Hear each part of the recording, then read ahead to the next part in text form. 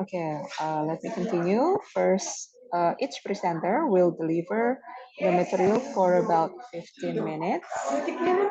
After that, there will be a question and answer session for about 5 minutes. After that, at the end of each presenter's session, I will invite you to activate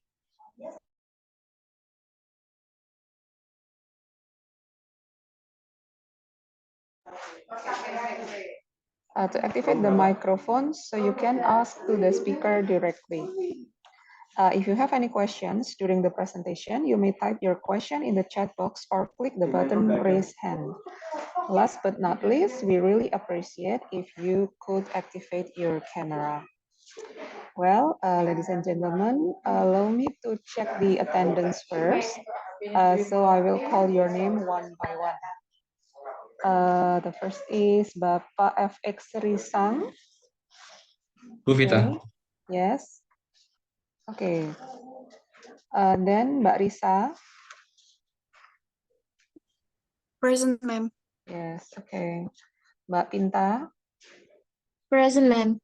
Okay. Mbak Dian Mulyana. Present, ma'am. Okay. Mbak Sukma has not joined yet. Okay. Mas Muhammad Aulia. Present, ma'am. Okay. Mbak Tiara Pradita. Mbak Tiara.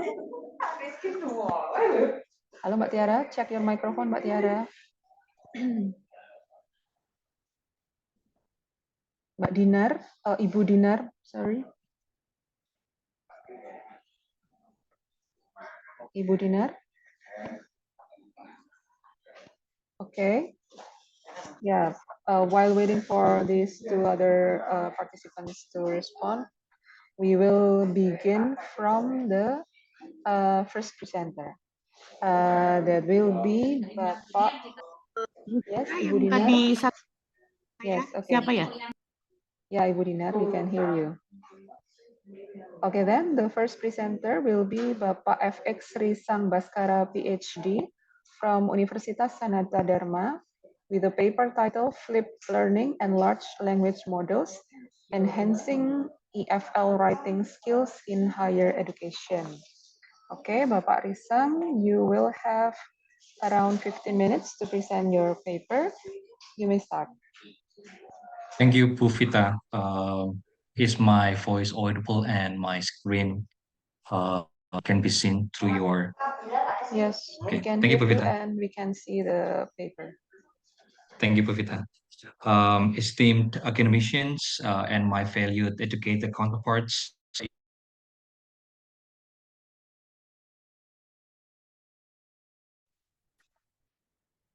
wait, I was kicked out from the Zoom. Wait. Okay, let me repeat. Okay. I extend to each of you my cordial welcome. Today, we gather in this intellectual symposium to ponder, explore, and possibly redefine the contours of EFL, writing instruction.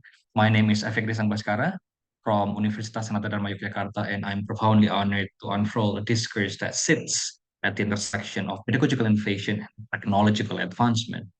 The spotlight of our dialogue today is the transformative synergy between flipped learning in large language model, such as GPT-4 in ChatGPT and Bing, Lambda in Google Bard, and any other large language model you are familiar with. A synergy that has the potential to reshape and redefine our approach to EFL writing instruction. As we embark on this investigative journey together, I invite you, Bapak Ibu sekalian, and teman-teman mahasiswa to engage, critique, and contribute to the discourse, for it's in this collective exploration that the future of EFL writing instruction will take shape. Buvita, if I may, I will make my presentation concise so that we can have more time to discuss, especially if teman-teman mahasiswa, including you, for example, Buvita, wants to know deeper about the use of ChatGPT and other large language model in EFL writing. So let me start with the next slide. Venturing into the heart of our discourse, Bapak Ibu sekalian dan teman-teman mahasiswa, we start by tracing the outlines of three critical facets that form the bedrock of my study: flipped learning, large language models, and English as a foreign language writing instruction. Existing at the unique intersection of pedagogical theory, technological progress, and language acquisition, these elements serve as the pillars of our research narrative. In the ever-evolving sphere of education, this convergence signifies an innovative shift that one that brings flipped learning active engagement into creative rendezvous with the linguistic capabilities of large language models. This merger cultivates an enriched interactive learning landscape for EFL writing instruction. As we progress, we shall illuminate this pedagogical interplay, exploring the impact it engenders on the complex process of teaching writing skills to Indonesian students in particular. As we delve deeper into our research landscape, a compass of pivotal inquiries guided our exploration, primarily centered around the intriguing juxtaposition of flipped learning and large language model in the environment of English as a foreign language writing instruction. Our expedition aimed at deciphering the academic and pedagogical reverberation birthed from this innovative confluence on the trajectory of students' writing skills evolution. We endeavored to map the challenges that might surface when navigating this uncharted territory, questioning how these hurdles could be surmounted and what solution could be envisioned to ease this kind of pedagogical transition.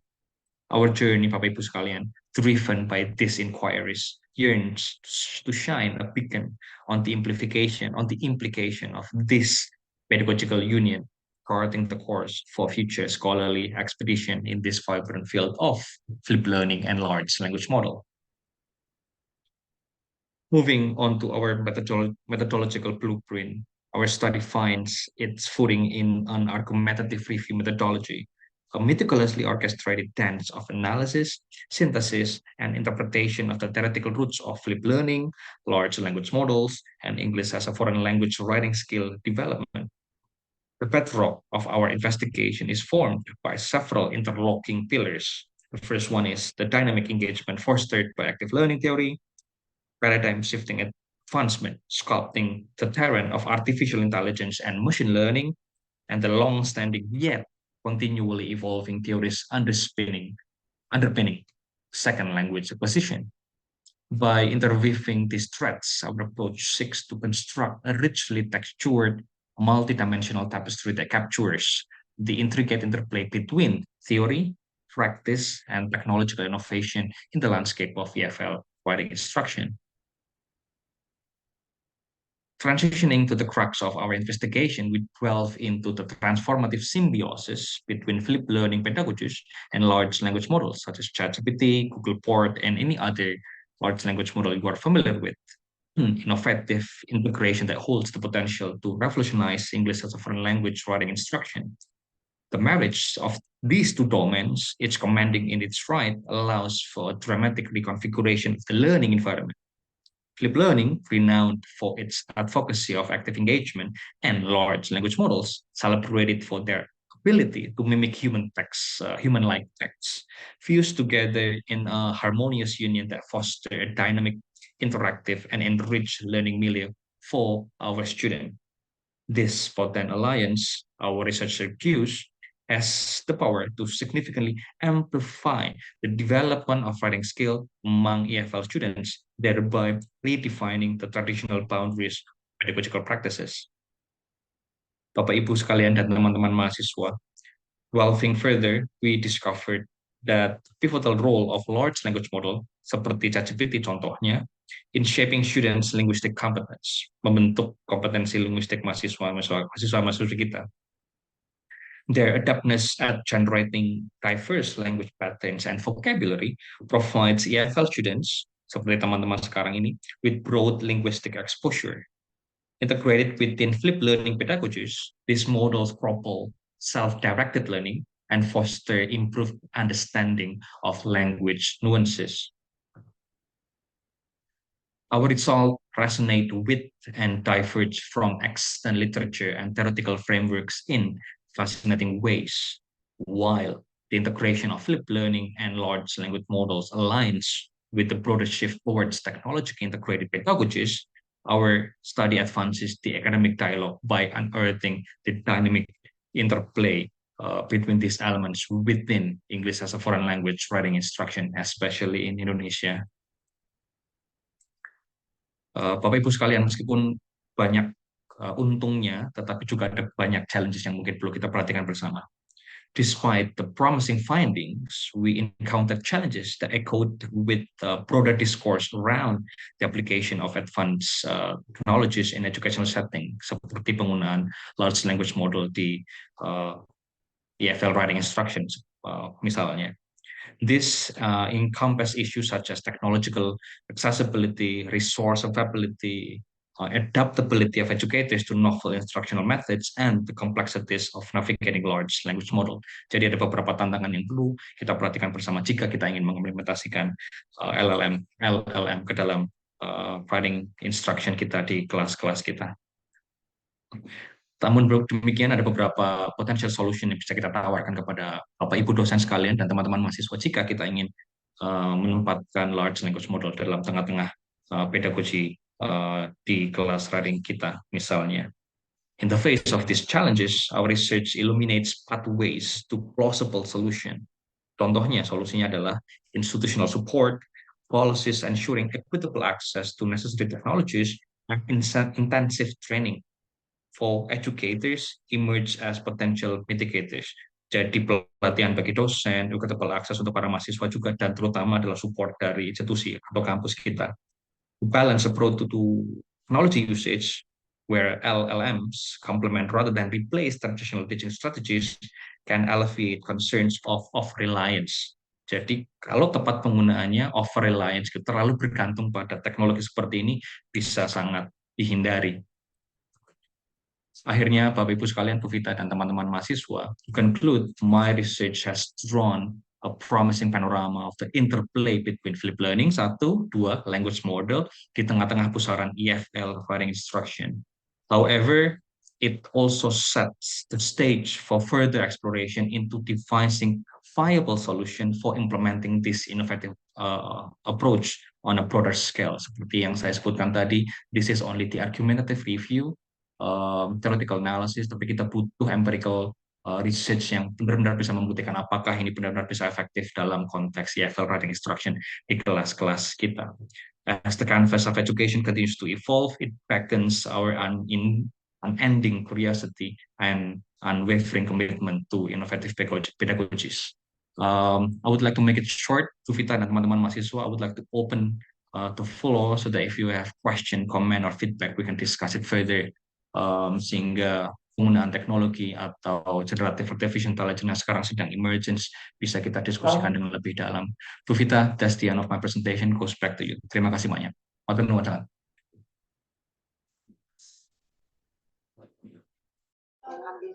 Okay, well then, Bapak Risang, thank you very much for the compelling presentation. Let's give applause first for this presentation. Okay, everybody, don't forget to still turn on the camera, yeah? So we come for the question and answer session for this presentation. Well, do you have any questions or maybe comments for this presentation? So the question and answer session is directly after each presentation. Yes, silakan. So here we have most of them are our department students, Pak Risang, and from the non-UNIPMA presenters are you yourself, Bapak Risang, and Ibu Dipta, Dinar Dipta, and Budiska Fatima from Universitas Darussalam Gontor. And for the others are the English department students. No worries, teman-teman. Yes. Ya, teman-teman. So how? Do you have questions? Or maybe for the other presenter, Ibu Dinar, Ibu Diska. Would you mind to share your email address, Bapak Risang? Yes, Bu. Would it Yes, be Bu. yes convenient for you to write your email address in the message box? Therefore, whenever we have further discussion, we will contact you through email. Vita, Okay, if they don't have question, so I have a question bagi okay, teman-teman then mahasiswa.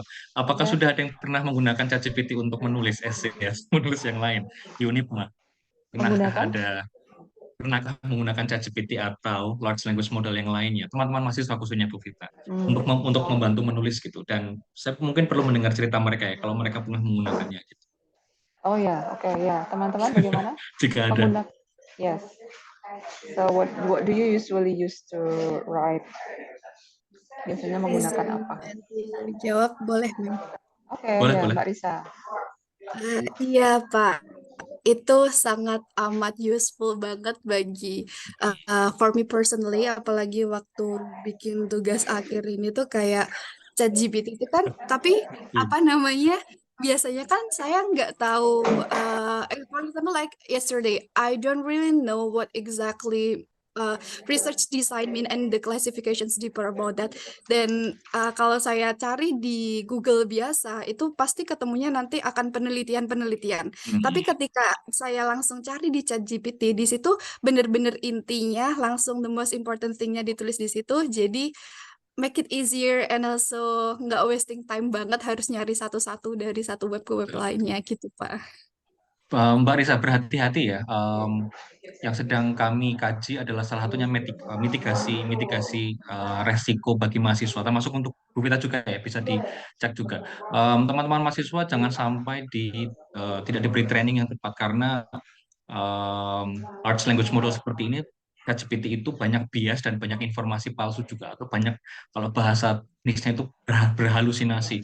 So Risa, it's a good thing that you consult to ChatGPT, for example, to know deeper about the methodology. Tapi setelah itu jangan lupa informasinya kemudian step berikutnya adalah diklarifikasi dan dikonfirmasi ke Bu Vita misalkan. Apakah informasinya Dicek. betul ataukah salah gitu. Dan yang jelas, Risa, jangan mengambil tulisan apapun yang di ChatGPT dan kamu ambil dan kamu klaim sebagai tulisanmu, terutama ketika menulis tugas akhir atau esai apapun. Karena satu, itu bisa dideteksi oleh mesin detektor, dan yang kedua, it also steps out from yang kita kenal sebagai academic integrity. Maka sebenarnya setelah saya tahu bahwa Mbak Risa pakai, maka pertanyaannya untuk Bu Vita dan teman-teman di Unipma adalah apakah sudah ada policy yang cukup clear atau training bahkan untuk teman-teman mahasiswa ketika mereka menggunakan ChatGPT atau bahkan large language model yang sekarang ini available di market gitu. Jangan sampai kemudian mereka menggunakan sesuatu yang mereka belum tahu cara menggunakannya dengan baik dan benar. Saya kira dari Mbak Risa kita juga bisa mengambil kesimpulan ternyata sudah banyak dipakai Bu Vita, dan saya kira it's a very good thing for Unipma, including for Sanata Dharma. I guess today we are going deeper to what kind of policy that we can have for our students usage itu, terutama untuk writing instruction gitu. Yeah. Thank you Mbak Risa. Okay. Yes. Thank you Bapak Risang. That will be very valuable for us. Pasti sangat bermanfaat sekali bagi kami. Yeah, it can be new information or new insight for students also because many theses said that writing is the most challenging skill. Banyak yang ya saya dulu Yes, my what is it? S2 thesis is also for about writing, and yeah, I myself also confess that writing is the most challenging skill. Ya, let's not say difficult but challenging, kan biasanya gitu kan katanya ya. Let's not say difficult but challenging. Okay, then thank you Bapak Risa, Mbak Risa.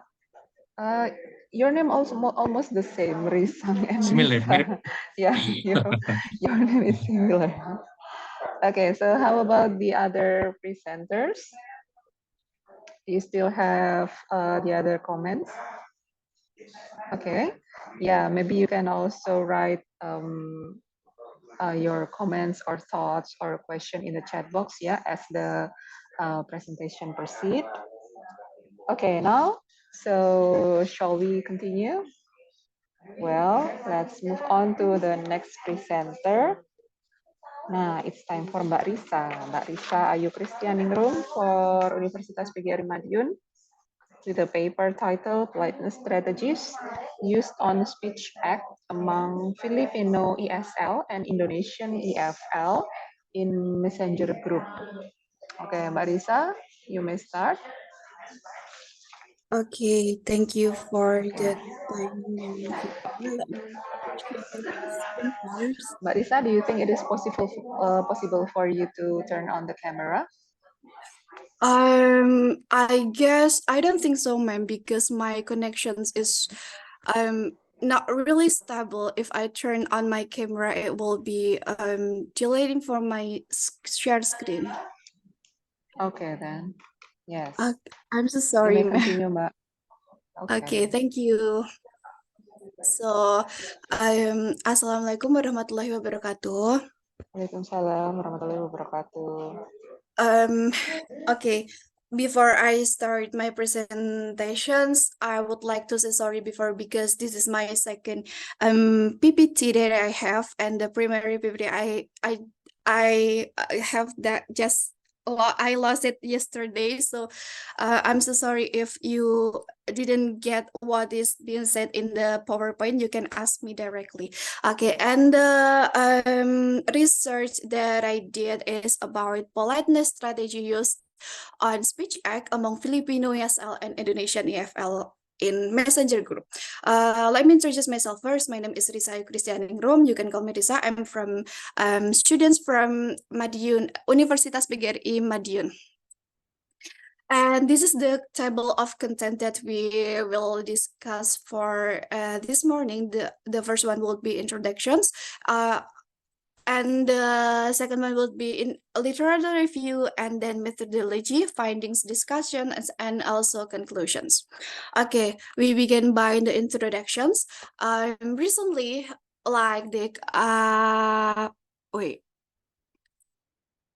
communications failure often occur due to the improper response among students of English learners. And then especially for speaking skill, spontaneous expressions can lead the researchers to think of the use of language functions. And the spontaneous expressions itself is considered to be the origin ability of whether the receiver will accept in the meaning or not. It is known as a pragmatic linguistic failed, and then the study will examine conversations conducted by students from two different universities in South Asia, namely Universitas PGRI Madiun, Indonesia, and also Ilocos Polytechnic from Filipina.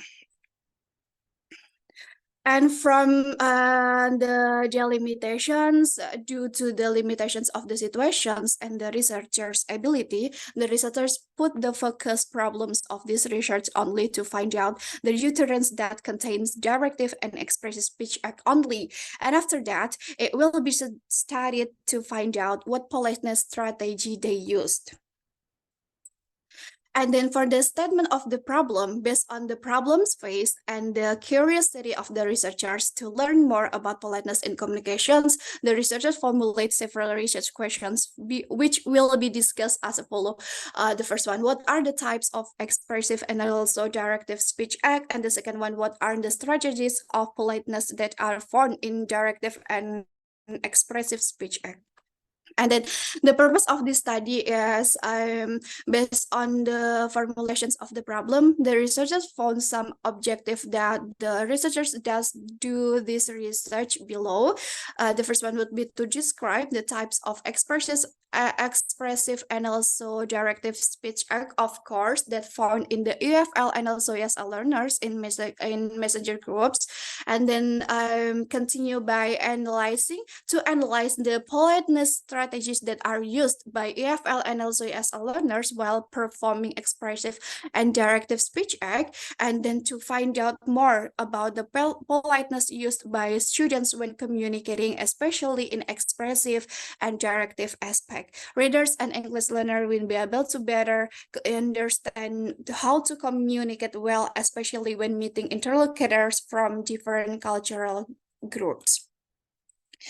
And then the significance of the study is about English, dedicated for English foreign learners who want to take deeper into pragmatic fields, especially in directive and expressive speech act, also in politeness strategies, yeah, both theoretically and practically. And then the second one, this research serve as a guide for readers to understand and choose politeness strategies that can be used when communicating with the aim of respecting the other person, so they are not offended and feel valued.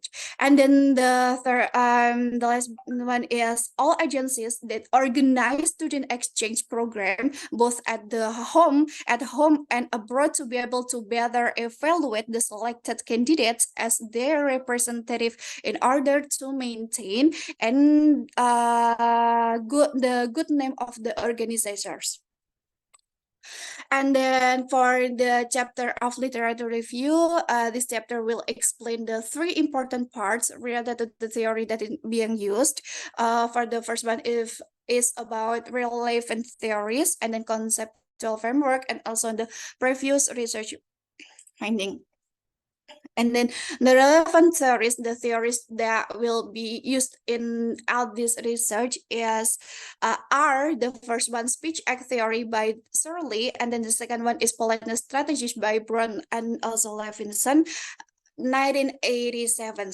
The speech act theory by Searle is explained that there are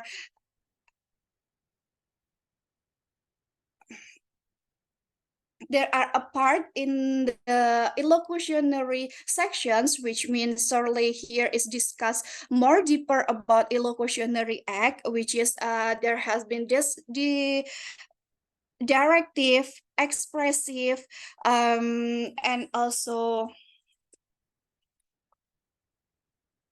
directive, expressive, lamenting, like the assertive, and there has two more left for the Searle theory, and then the strategist politeness that founded by Brown and also Levinson is there are four politeness strategies. The first one is bold on record, which is we usually use bold on record when you are talking to your close friends, especially most supposedly. And then for the positive politeness, that will be for the interlocutors, if you really want to reach closer to them, then make them really comfortable when they are talking to you. And then the third one will be negative politeness strategies, which is it's mostly used for the formal situations, like when you are in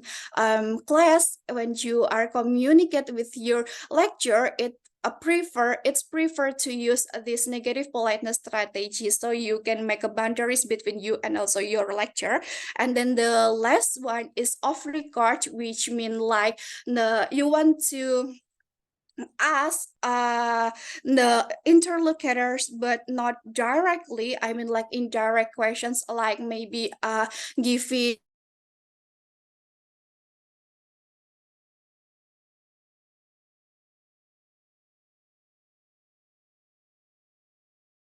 politeness strategies itself.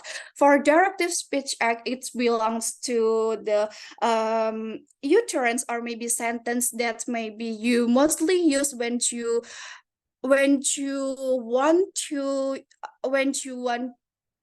the listener to do something. I mean, like you want to ask the listener for making you pizza, or maybe turn on the lamp because the room is so dark, like that. And about the expressive speech act is the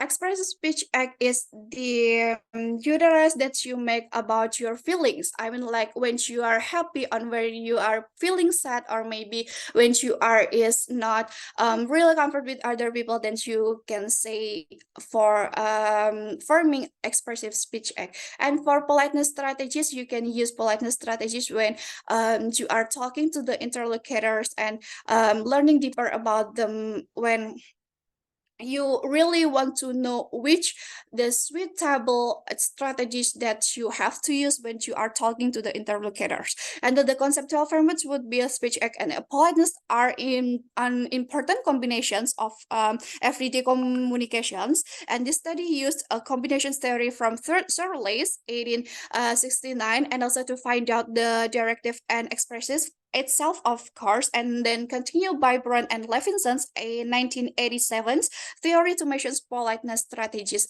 itself. And then the result method, the next chapter is discussed about the research method. This chapter will be discussed each sections of methodologies, research design, data source, data analysis, and data validity. For the research design, the researchers use qualitative method to obtain the data because the characteristic of this research, the characteristic of this research is belongs to the qualitative method because the data that we obtain is about ethnographies sections and also ethnographies part, and then it's firms like screenshot and also utterances, so it belongs to the qualitative method. And then the data analysis, the process of transforming the data and into meaningful data. And then the data source of the research refers to origin of the informations, which Sorry, mean Mbak that Risa. yeah. Risa. Ma'am? Yeah, we think we have already catch your meaning for this. So how about Yeah. we move to the next? Yes, the result for Okay. the study. Okay, the findings, yeah, ma'am. Okay, Okay. thank you. Mhm. And then for the findings, this serve to the two parts. The first part is data display, and the second parts are types of directive and expressive continued by politeness strategies being used. And the data analysis used in the study is communications activities from messenger group among Indonesian students and Philippine students that contain directive and expressive speech act. Researchers read the chat carefully first and then selected the utterance that containing directive and also expressive speech act based on speech act theories from Searles 1869. And then for the research, the findings, all the types of the directive expressive speech act and metadata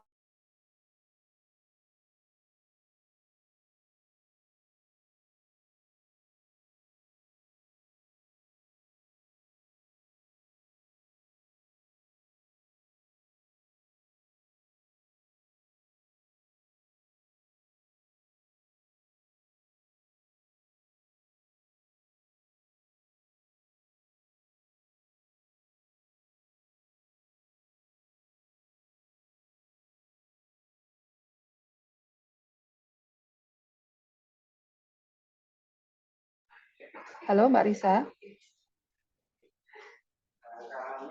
Mbak Risa.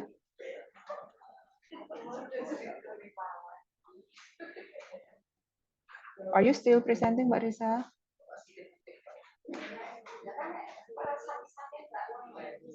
Oh, Mbak Risa tahu-tahu keluar.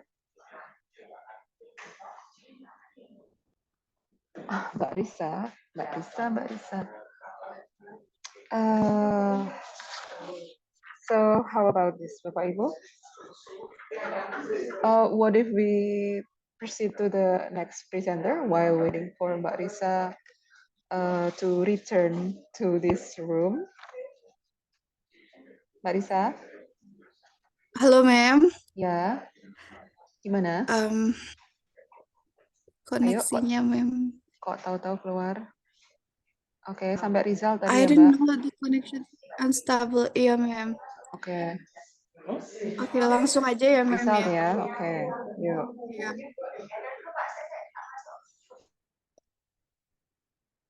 Wait.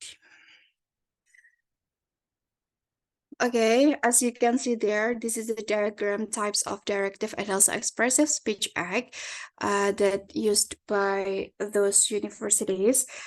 The expressive types that mostly used for from Indonesian students is thanking and also greeting, I think. Yeah, and also greeting. And for the Philippine students also, from the Philippine students are wishings and thanking too. With the response like Indonesian 13, as you can see in the screen, yeah, at the screen. And then for the directive types, that will be asking questions for the most types that's used for most type that used for Indonesian students and Philippine students about suggestions and also asking questions too. And this is the evidence, I mean, like the example of the data. The first one, as you can see, the situations here, I mean this one, the right side, the situations here, the students want to ask related to the schedule, about the schedule tomorrow. And this one in this utterance contains the directive or questionings, of course, and also thanking with the expressive, followed by thanking from expressive. And also for this one, it's discuss about the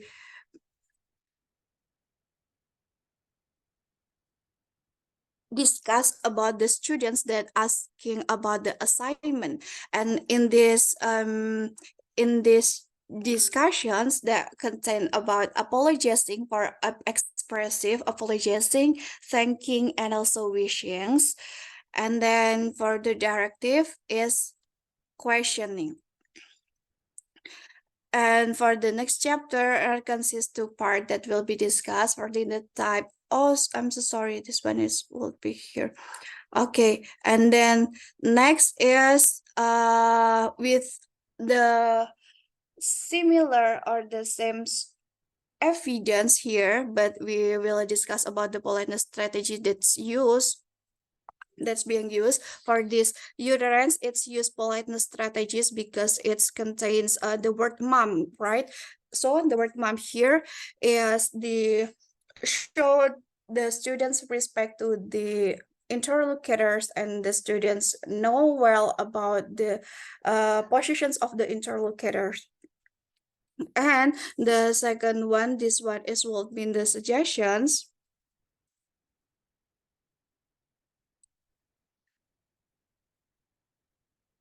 This will be the suggestions that the same group that contain for negative politeness strategies too. Okay, and then this one is for the types of directive, and the types of directive that mostly used, as I said before, is expressive. And then the politeness strategies, the dominant use is positive and also negative politeness strategies. And the conclusion is the analysis of communications among Indonesian EFL and in Philippines ASL showed that the most expressive types being used are thanking and greeting. Meanwhile, the directive types that dominant use are questions and suggestions. The politeness strategies dominant use in this research are negative and also positive politeness.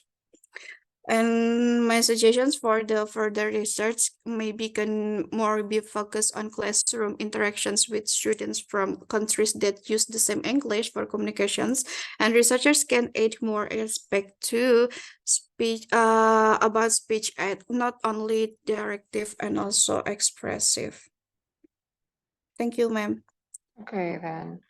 Thank you, Barisa. Very nice presentation. Well, we open for the question and answer session or comments. So please, for the other presenters, you may raise your questions here or comments. So how is it? Mbak Pinta, Mas Muhammad, Mbak Dian. Mbak Tiara, Bu Diska, Bu Dirner, Pak Isang. So do you have anything to say for this presentation? One question for Mbak Risa Oh, on the okay. chat. Yes. Oh, on chat. Okay. Marisa, can you read in the message?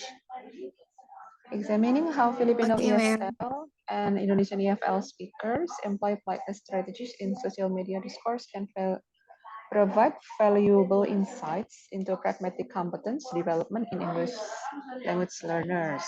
Okay, thus it is critical to address this. What implication does this discourse analysis have for supporting the socio-pragmatic and cross-cultural competence of English learners engaging in computer-mediated communication? Okay. So how is it, Mbak Risa? I don't really get it actually. Can you help me to make it easier for me to understand Okay. what does Vita, that help mean? her, Yes. please. Okay. So what is the implication of the Discourse discourse analysis. analysis for socio-pragmatic and cross-cultural competence, terutama jika melibatkan computer-mediated communication? Is that what you mean, Pak Risang? Ya, more or less, Bu. Intinya Mbak Risa, kalau ini kan komunikasinya lewat teknologi ya, beda dengan komunikasi langsung. Implikasinya apa toh gitu dari hasil penelitian itu? Eh, Komunikasi yang lewat komputer itu, kalau dilihat dari sudut pandang sosiopragmatik sama CCU, CCC itu kira-kira apa gitu? Kira-kira.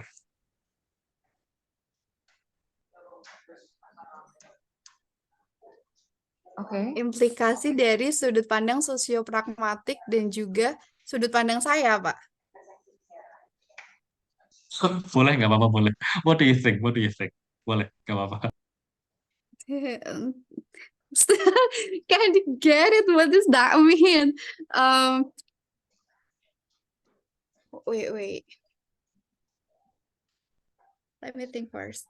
Discourse analysis untuk mendukung socio-pragmatic and cross-cultural competence.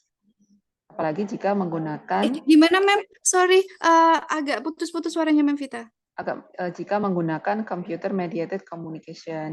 Jadi jika komunikasi itu lewat online begitu loh, Mbak. Iya. Jika komunikasi itu lewat online, terus? Okay. So what is the implication of the discourse analysis? Fungsinya bagaimana? Is that what you mean, Pak Risang? More or less, Bu. Okay. So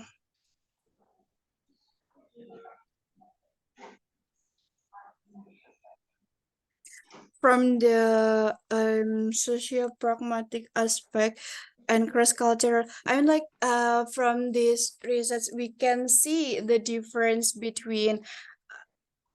May I answer it in Indonesian language too, Ma'am? Okay.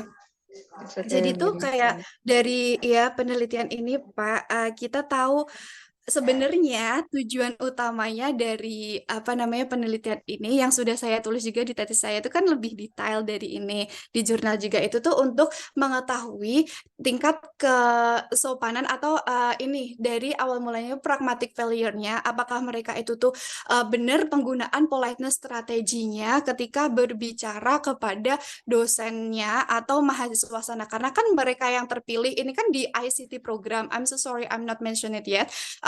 Perwakilan dari Indonesia yang dipilih untuk students exchange ke Filipina, even itu online, itu kan sudah diselected sedemikian rupa oleh para dosen-dosennya. Nah, itu si mahasiswanya itu tuh apa sudah bisa dan layak untuk benar-benar jadi perwakilan gitu untuk mewakili kampus, karena kan komunikasi benar-benar jadi ini dasarnya bagaimana dosennya itu menilai kampus kita, menilai kampus yang mengirimkan itu tadi. Terus kalau untuk di pragmatiknya itu kita jadi tahu gimana cara menggunakan atau apa ya namanya, strategi mana yang tepat yang supposedly itu tuh harus digunakan ketika berbicara sama orang yang especially dari beda negara, otomatis juga beda culture juga, dan apakah itu pakai yang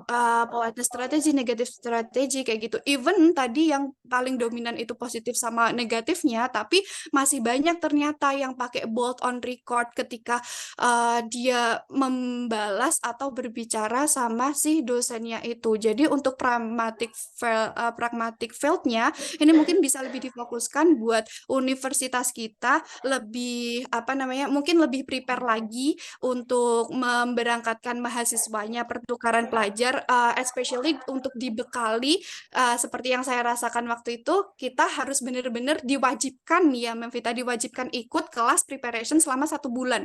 Dan sayangnya untuk yang angkatan kedua itu banyak yang mengabaikan itu, sehingga pragmatic failure-nya di situ benar-benar besar ketika dia langsung terjun langsung ke apa namanya, ke universitas mitra untuk cross culturalnya. Dan untuk implication cross culturalnya itu bisa dilihat dari perbedaan ininya juga, perbedaan apa namanya, the way how we often directly asking something to our lecture, kayak seperti, "Mem, gimana kalau besok kita gini-gini?" Nah, ternyata itu tuh di sana juga sangat amat tidak sopan. Kalau di sini semisal di sini masih kurang sopan, tapi di sana itu udah dianggapnya sangat amat tidak sopan, dan itu pernah terjadi juga. Jadi bisa merusak apa namanya, ini situasi circumstances yang lagi kita enak-enak belajar, terus tiba-tiba ada mahasiswa nyeletuk itu, terus dosennya lagi langsung bad mood, terus langsung pembelajarannya jadi nggak efektif seperti itu, Mem. Aduh, maaf ya Pak kalau kurang ini. Ya, berarti hampir Nanti sama, Mbak. saya Di sini juga impolite kalau jadi dosennya jadi ya, bad mood. nanti saya benerin lagi di nextnya Nggak apa, insya terima Allah. kasih Mbak Oke. Risa. Bu Vita punya mahasiswa keren kayak Mbak Risa. Terus bagus, Wow, bakat dan yes, good answers. Mbak Risa saya tambahin sedikit di kolom chat ya. yes. Iya. Oh, sebentar Bapak, saya Thank lihat. you. Oke. Oke, Jawabannya Oh, thank merangkum you so yang saya much, Pak pikirkan. Betul, Risang. betul. Iya. Sama-sama Mbak Risa. Keep it oke, going ya. Ya, yes. Mantap. terima kasih Bapak. Thank you, Pak Risa, Mbak Risa. Well, Terima kasih, Memvita. very vivid discussion, everybody. So, do you still have the other comments? Okay, so shall we proceed to the next presenter, Mbak Pinta Stianing Pambudi from Universitas PGRI Madiun, with the paper Yes, ma'am. title, The Effect of Using Hero Mobile Legends Story Towards Students' Speaking Skill of 10 grade students of SMA N4 Madiun. Okay, Mbak Pinta, you may start. Don't forget, you only have 15 minutes, yeah? So try to Yes, make the ma'am. presentation goes for 15 minutes. All right, ma'am. Thank you for the time that given to me. Good morning, everybody. My name is Pinta Stani Pambudi. In this special occasion, actually, I'm not feeling well, but I'll try my best to present my research result entitled "The Effect of Using Hero Mobile Legends Story Toward Student Speaking Skills of 10th Grade of SMA Negeri 4 Kota Madiun." So, what underlying the researcher conduct this research? First, we know that speaking skill is regarded as the most difficult aspect to learn. This is according to May and Masume 2017. So that teaching speaking to students is not an easy thing because it takes an extra to improve their speaking skills, especially for senior high school students. Problem and difficulties encountered are the students feeling that it's impossible to achieve fluency in English, lack of motivation, study just because an exam point of view, and there is no adequate practice given for students to learn. And then to overcome this problem, nowadays teachers forced to adapt what is a trend and favored by students. So that teaching using technology is kind of familiar tool that being solution to teach EFL class. The delimitation of this study, first focusing on research variable, namely hero mobilization story and speaking skills. Second, this study mainly focuses on the participants of 10th grade of senior high school for Madiun. And the third is the research period is from November 2022 until June 2023. So what is the research question? The research question is, do the students who are taught using Hero Mobile Legend media have better speaking skill than the students who are taught by using conventional teaching?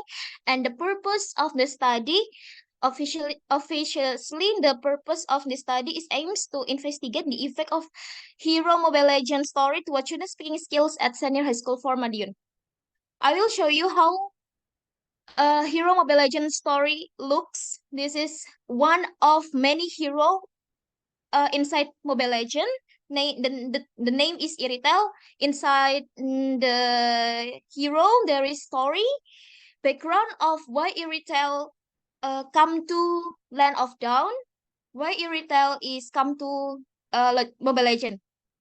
And then the significance of the study, this research hope that for the student can know how Mobile Legend can improve their speaking skill, and for the teacher, this research can be consideration to adapt a new style in teaching oral lesson using online game. For the researcher, this research can provide literature for future research, and for readers, this research can provide knowledge and quality effectiveness of speaking. This is a review of literature, but to shorten the time, I will show you some previous study relate the successness of teaching oral using Hero Mobile Legends story. You can see here there are 4 studies from Prayoga 2021, from Kobis and Tomatala 2020. The third is from Diantoro et al. 2020, and the fourth is Rahman 2022.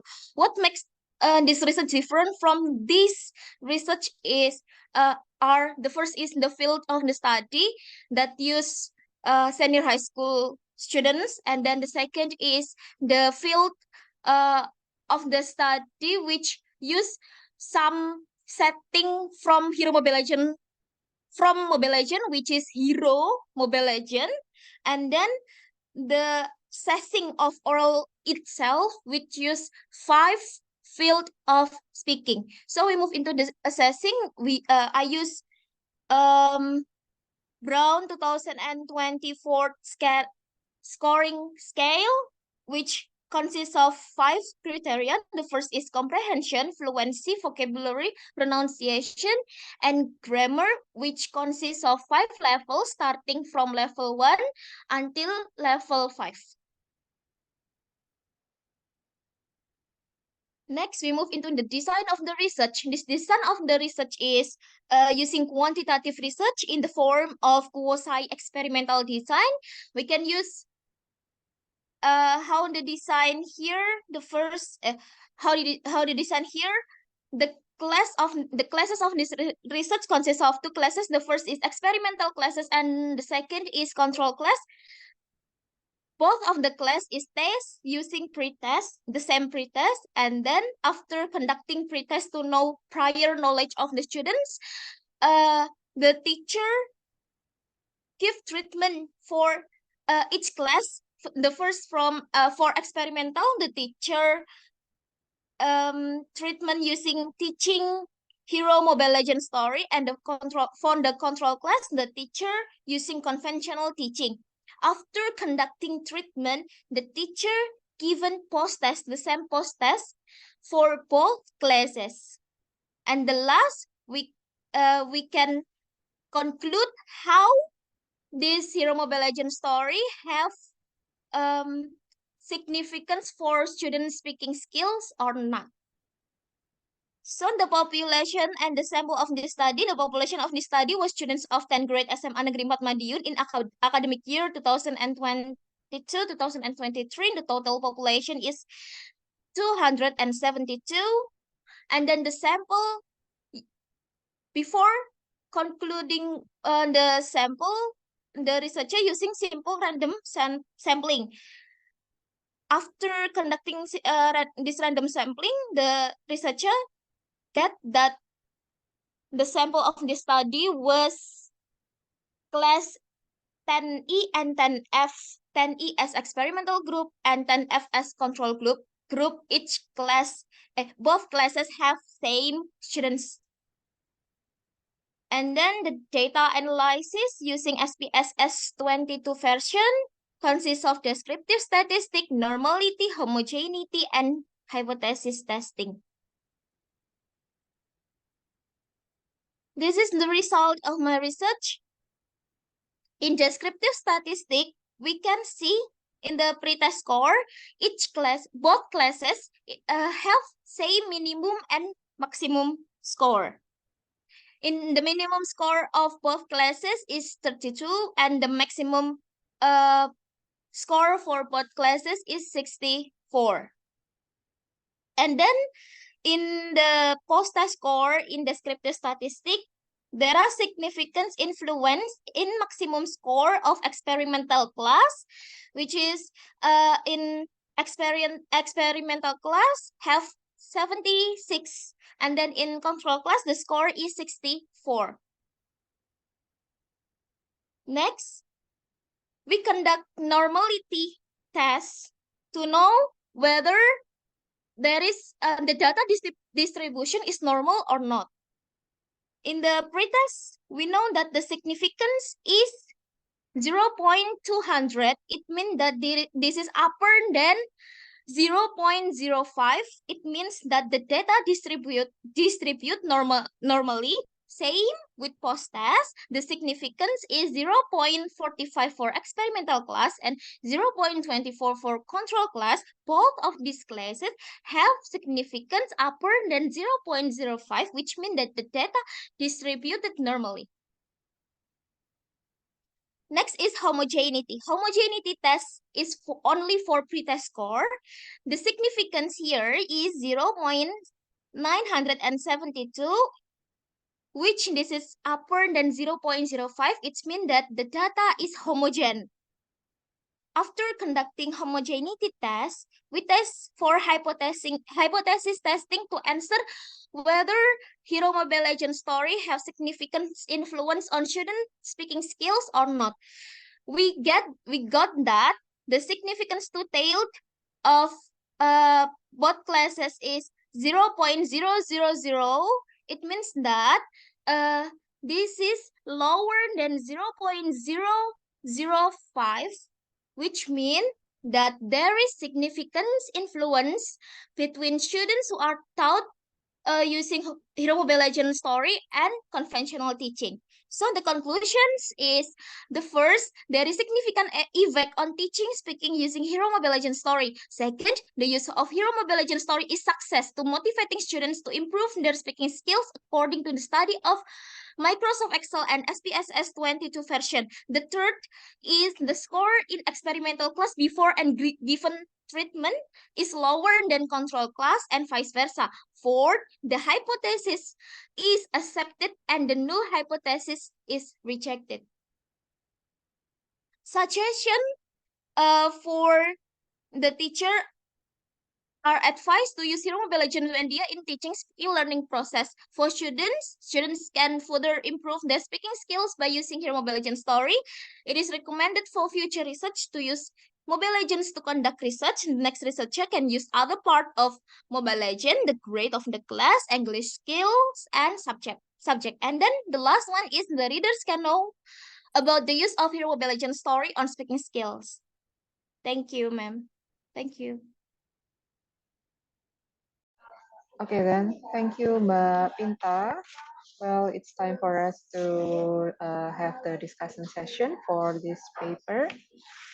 Okay, so how about the other presenters? Do you have anything to say for this material? We have, Bapak Risa. Okay. Okay, Mbak Risa, can you read the message? Yes, ma'am. Ya, bisa dibaca, Mbak? Ya, okay. And do you think you can get the meaning? Leveraging popular culture media like multiplayer online battle arena games presents intriguing possibilities for enhancing student engagement and English speaking skills. Okay, with this context in mind, how can hero backstories and fantasy settings be utilized to lower inhibition and encourage narrative, descriptive, and interpersonal discourse from the students? Yeah. So how is how is the hero apa ya? The hero, ya let's say hero atmosphere begitu bisa mempengaruhi atau bisa digunakan untuk mengurangi, to lower inhibition and encourage narrative, descriptive, and interpersonal discourse from the students.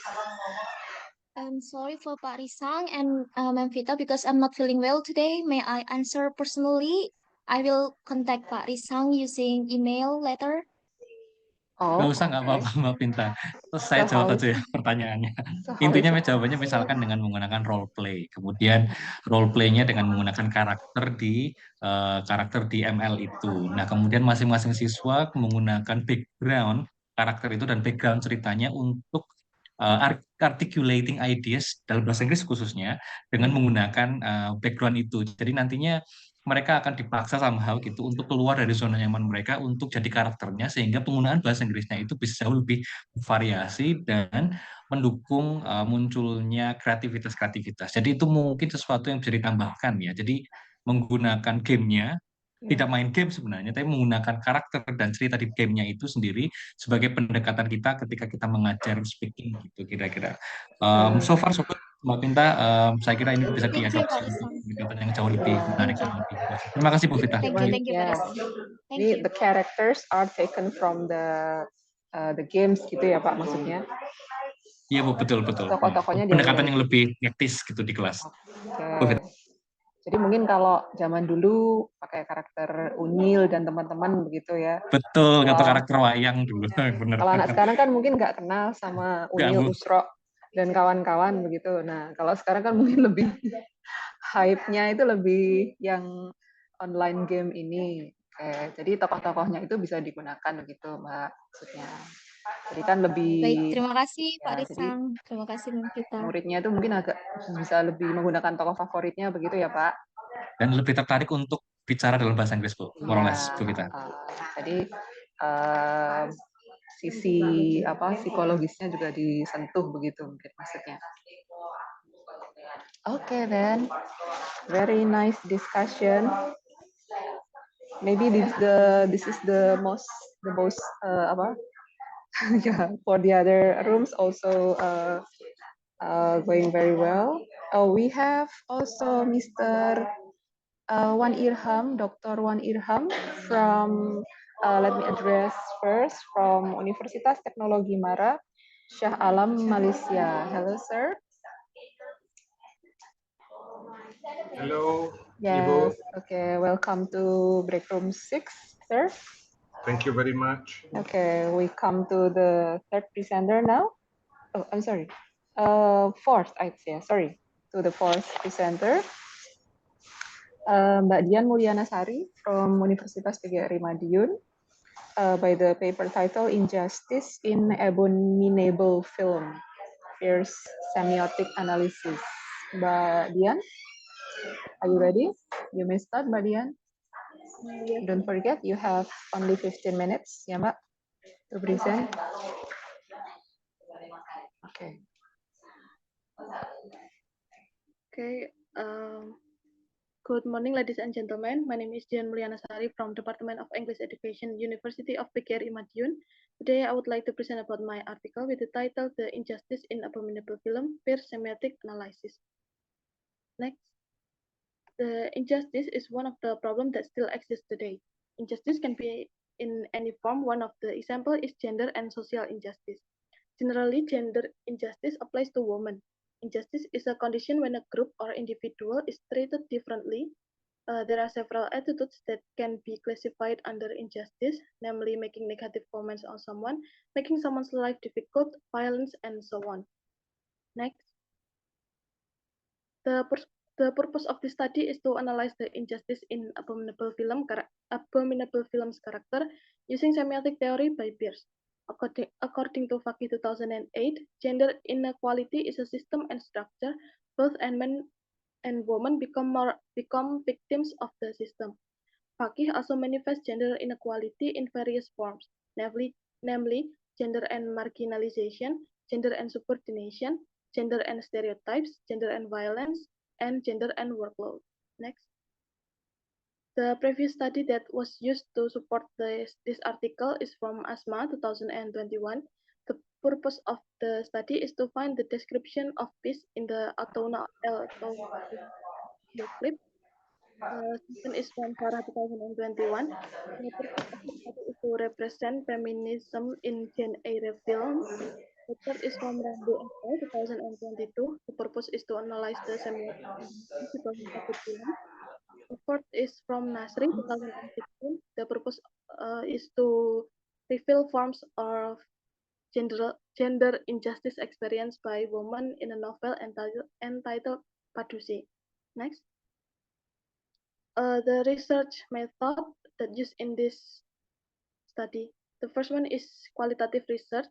The type of the research is qualitative research, which means that the data has been interpreted and the study analyze the signs that show up in scenes of the film. The second is source of the data is the Abominable Film 2019. The third is data collection is documentation technique by watching film, collecting data and then analyze the data. The fourth is data analysis uses the content analysis technique to analyze the data. Next.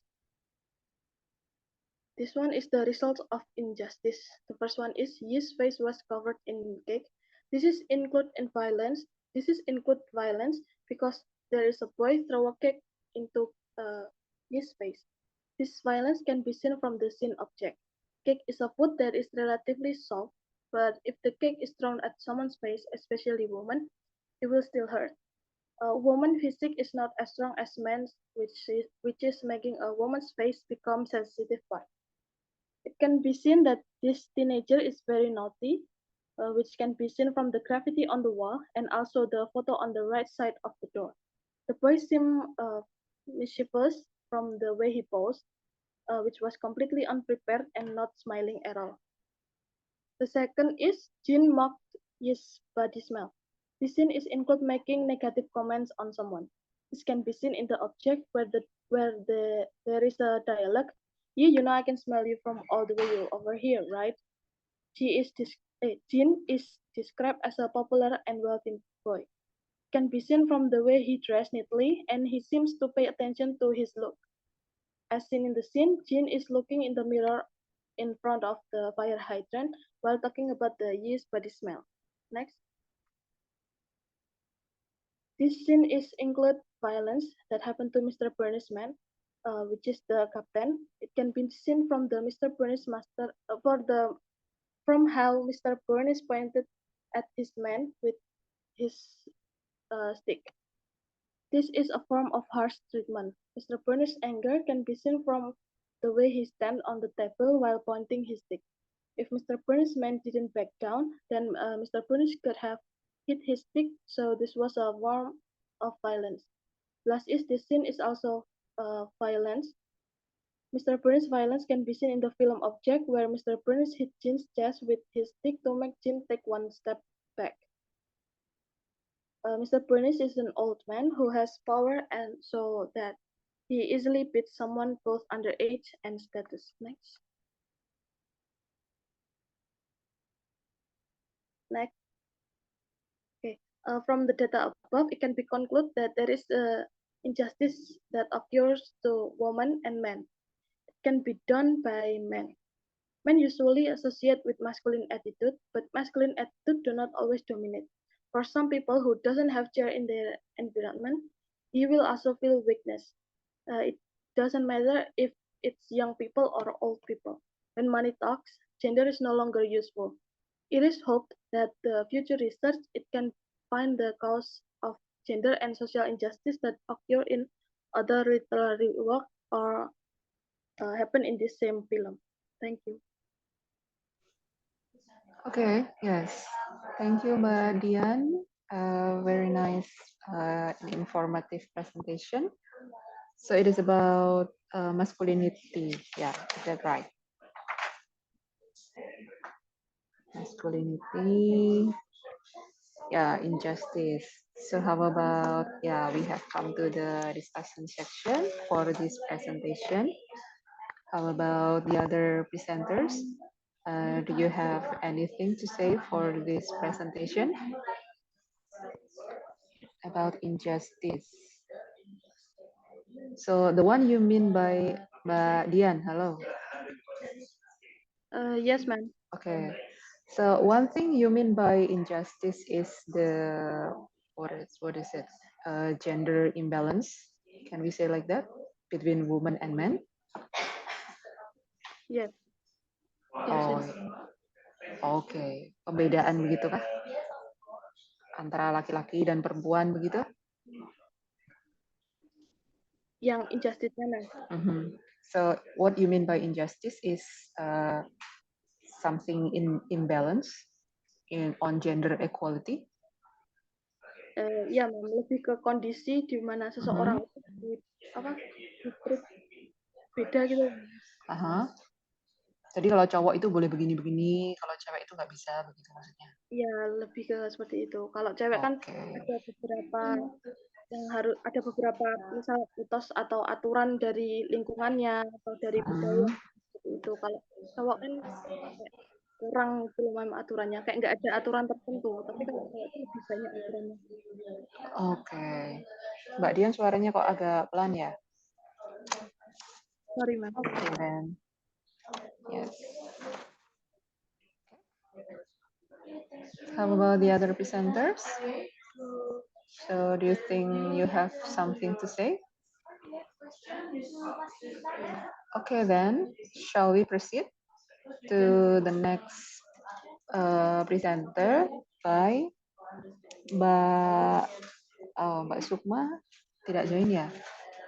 Mbak Sukma is not here. Mas Muhammad Aulia. Muhammad Aulia Putra Tawakal. Yes, ma'am. Yeah, from Universitas PGRI Madiun with the paper title Distribution of Language Style in Doctor Strange in the Multiverse of Madness movie. Okay, this presentation is about movie. Okay, you may start, Mas Muhammad Aulia. Your presentation will go for 15 minutes. Okay, thank you, M.Pd. Assalamualaikum warahmatullahi wabarakatuh. Okay, firstly, let me introduce myself. My name is Muhammad Alwi Tertakal, and today I would like to present my research with the title Distribution of Language Style in the Doctor Strange in the Multiverse of Madness 2022 movie. And this the table of content. The first is introduction, second is aim of the study, the third is previous study, number 4 is research method, and 5 is finding and discussion, and the last one is conclusion. Well, in introduction, the term of the language style refers to specific selection of words used by a particular group of people with communicating in a certain environment and circumstance. It plays a crucial role in the examination of sociolinguistic difference. Language style is very important to use by using language style. People can express their idea or the intention of our goal and understanding the importance of the social communication through language. And the reason I chose the movie itself because the movie was new in 2022 and several months in the movie itself were winning some awards. So make me interested to research through this movie. Well, the aim of this study is to explore the language style itself and the use in the conversation within the movie. I analyzed this research using Martin Jo's theory with the book of fifth style of language style. So this book consists of fifth style is such as formal style, frozen style, consultative style, and casual style, and also intimate style. According to Martin Jo's, each style have a different term and different function. And then in conducted this research, I used 6 previous study that its same topic is language style. In research method, the source of data is the movie from Dr. Strange itself and the movie transcript.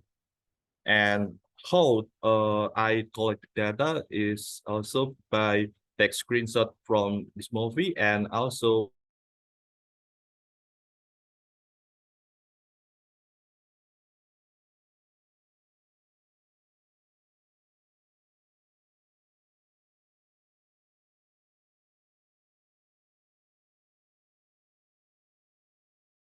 or experience that are relevant to the research question or objective. Well, and the slides consist of finding and discussion. In there, I put a few of example of the data. The first is the frozen style. Well, frozen style is look like one-way conversation when the speaker say the audience is cannot reply or like interrupt the speaker speech.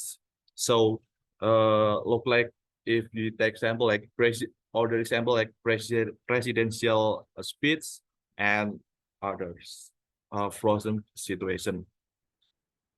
In conducted the frozen style, in conduct of frozen style is very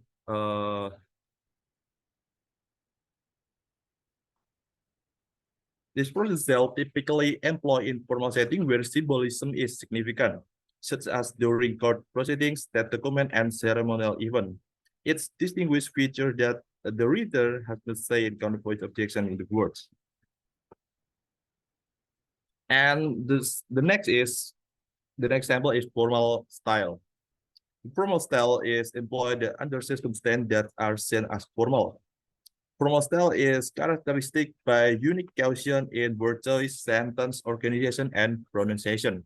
The formal speech pattern is typically distinguished by phrases, delivered standard conformant speech that use technically jargon. It's also called for the employ of intricate and varied grammatical construction, full names and title, and also use of synonym. Well, in this data that show that formal situation when the master of Hong Kong Sanctum and Wong is meet each other in like meet in some condition, and this context is showing respect to each other.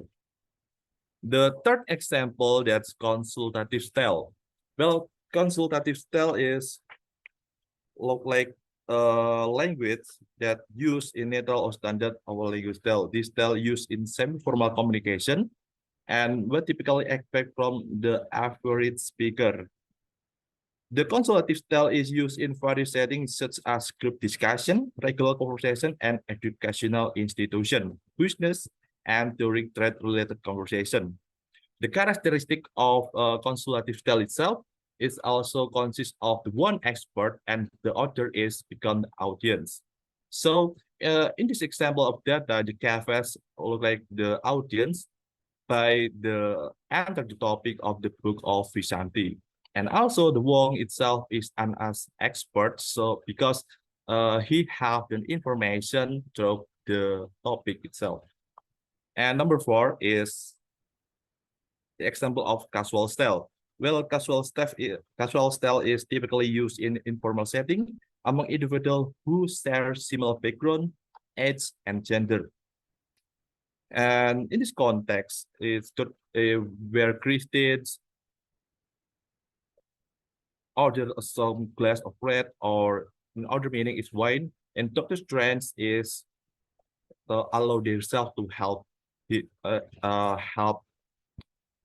to get this item. So the response Christian look like that their self have an so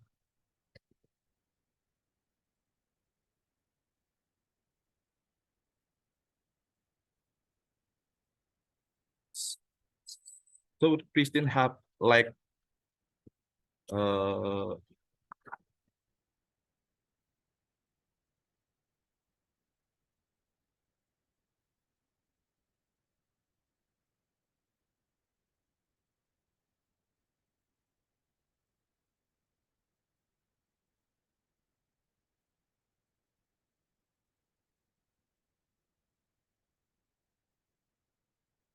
so the casual itself, Christian respond by Dr. Strange is because he have a close relationship with Dr. Strange.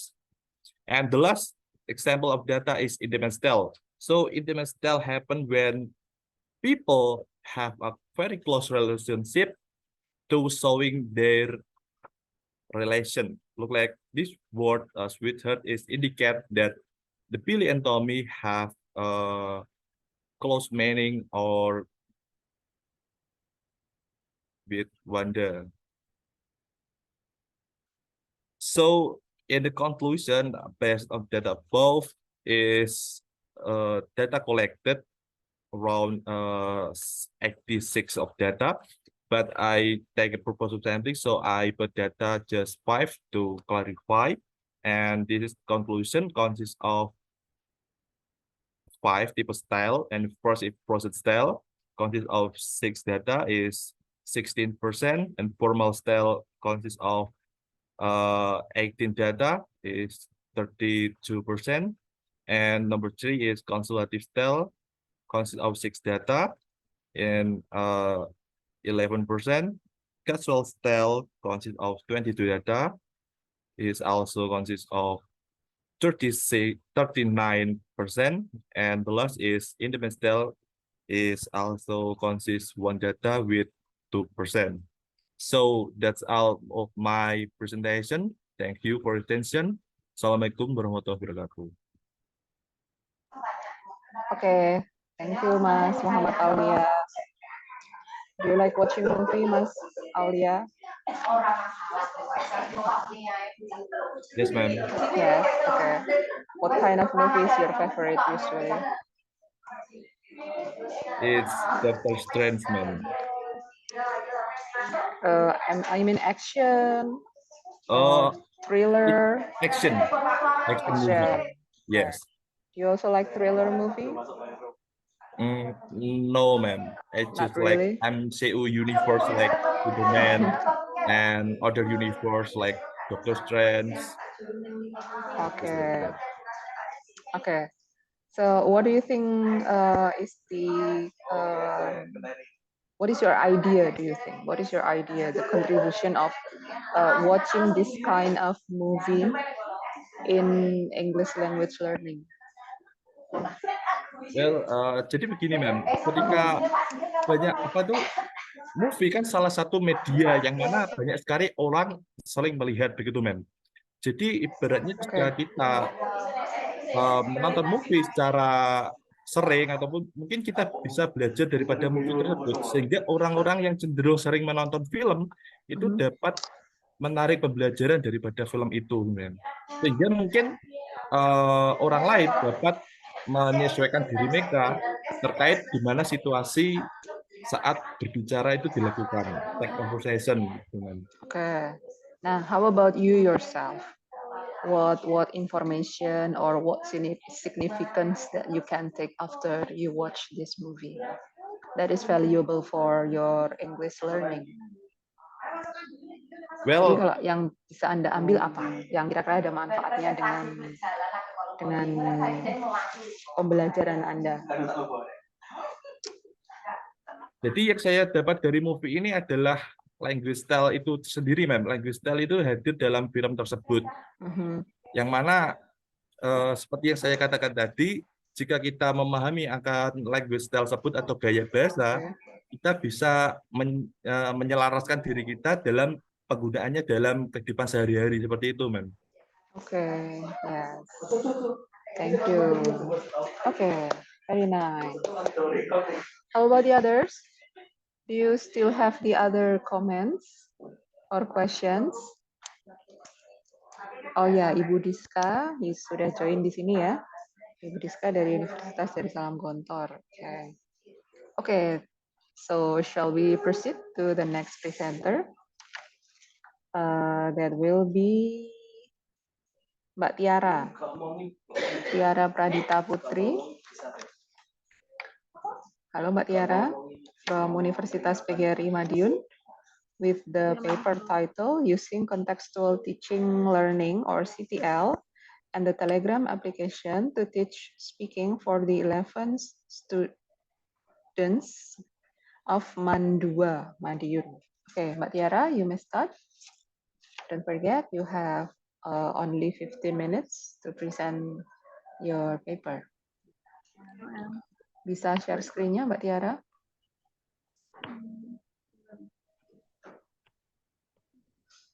Mbak Tiara, mikrofonnya bisa? Halo, cek, coba. Halo, cek. Ya, oke.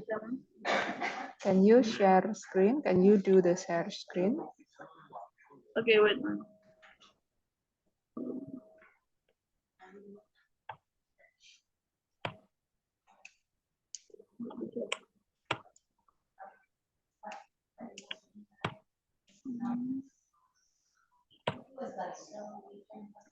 Apakah sudah terlihat? Not yet, Mbak. Yeah, okay. Okay.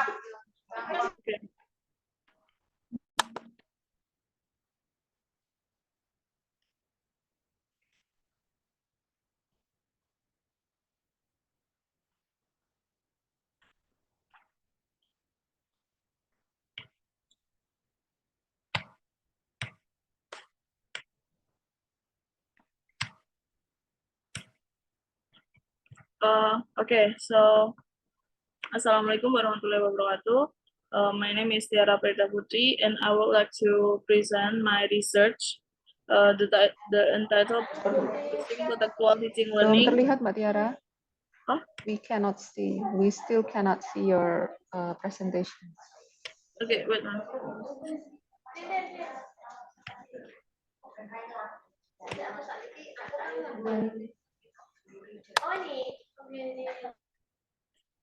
Bentar ya.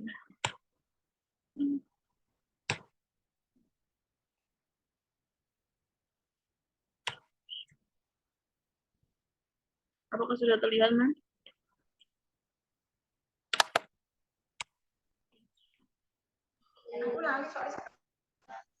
Yes, okay, Mbak.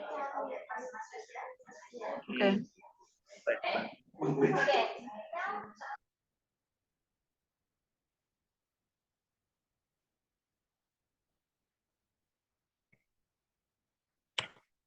Okay, so the introduction.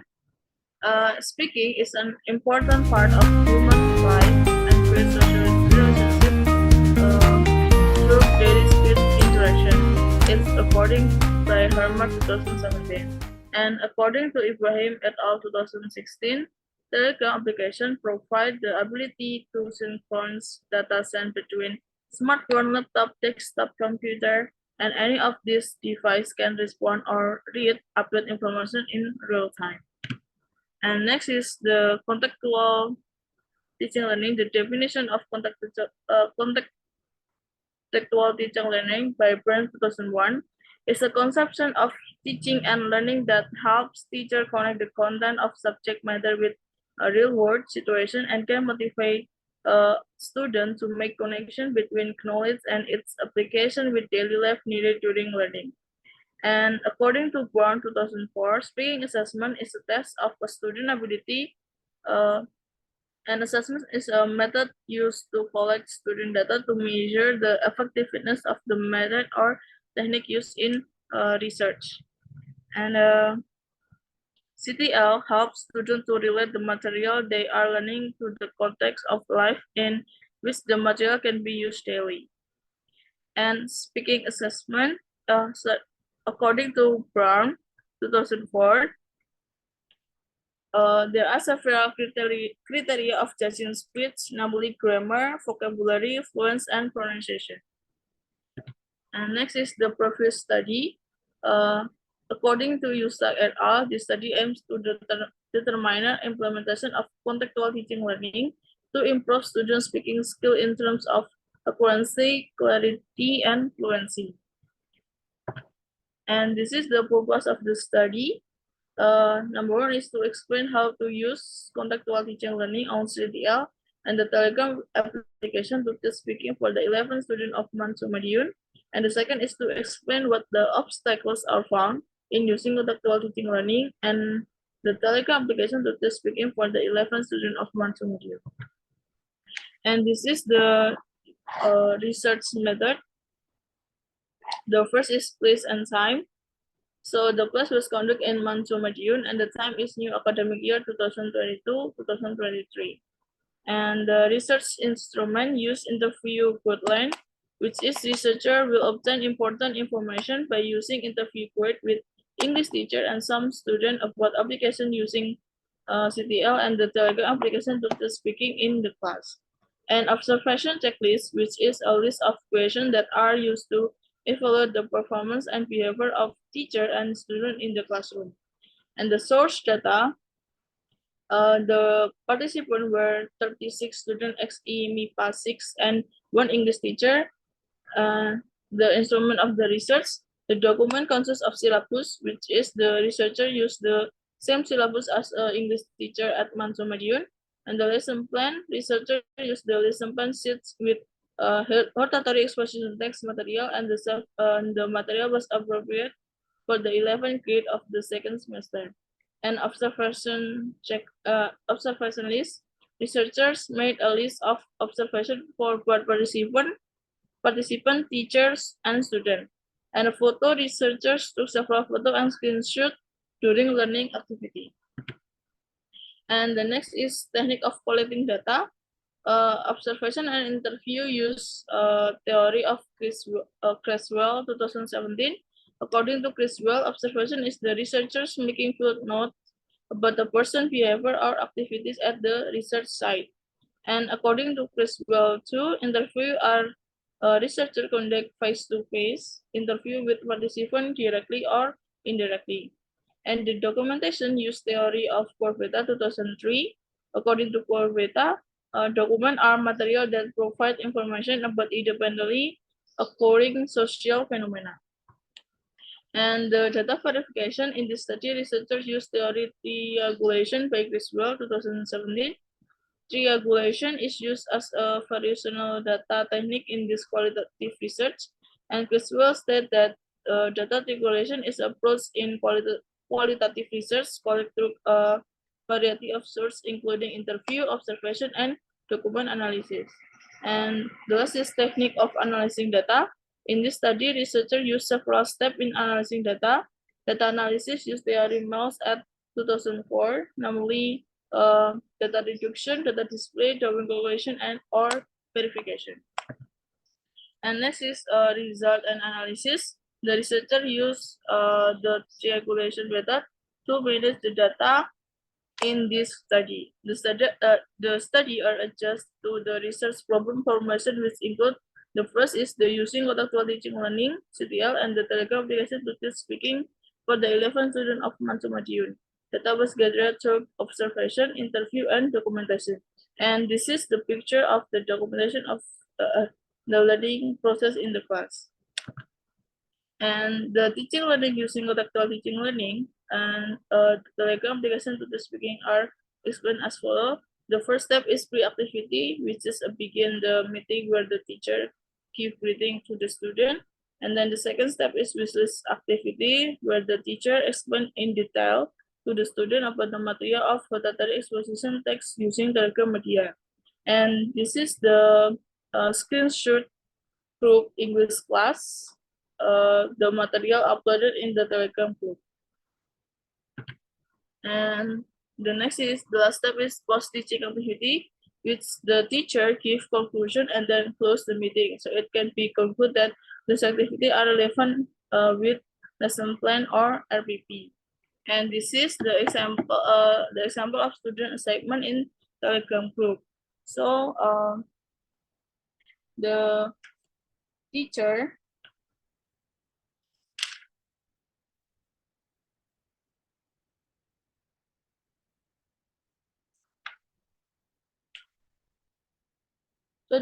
gave homework of to each group, namely making a speaking video about the hortatory exposition that had been made and uploaded in the Telegram group. And next is the second, the obstacles are found in using contextual teaching learning and the Telegram application to the speaking for the 11 students of Madiun. This finding were derived from observation, interview with teacher and student, and image documentation. And this is the example of interview between researchers and the teacher. The researcher asks, what are the obstacles faced by students when learning to speak? And the teacher say, because we in daily activity really use English, so when students get used to using English, it's okay. But if students do not want to get used to using daily activity in English, they will be constrained in the vocab section. The point is that the student have problem in vocabulary and the grammar. So the conclusion in this study is, in order to qualify for the result to be used as finding, the researchers describe the result in the discussion as follows. The researcher was found the result of this research using the qualitative descriptive method that can relate the object of the research. In the teaching and learning process in the classroom, there are three main activities carried out by the, namely pre-activity, business activity, and post-teaching activity. And there are three obstacles are found that occur during learning. First, a student cannot understand the material as whole and must translate in Indonesian first. Second is student experience internet or signal problem while using Telegram. And the third is students to cheat a lot while doing assignments, such as reading text when making video speaking. So that's all for my presentation. Thank you, and wassalamualaikum warahmatullahi wabarakatuh. Okay, thank you, Mbak Tiara. Well, very nice presentation.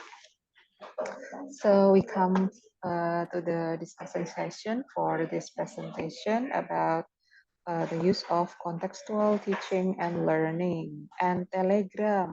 Okay, Telegram application to teach speaking. Okay, so it means that all students should have this application. Yes, sir. Okay. Yes, I'm sorry. Okay. Jadi semuanya harus punya Telegram ini ya? Ya, untuk apa? Biar gampang untuk memberikan informasi dan mereka untuk apa? Mengupload tugas mereka di grup Oh, Telegram. so the Telegram is used for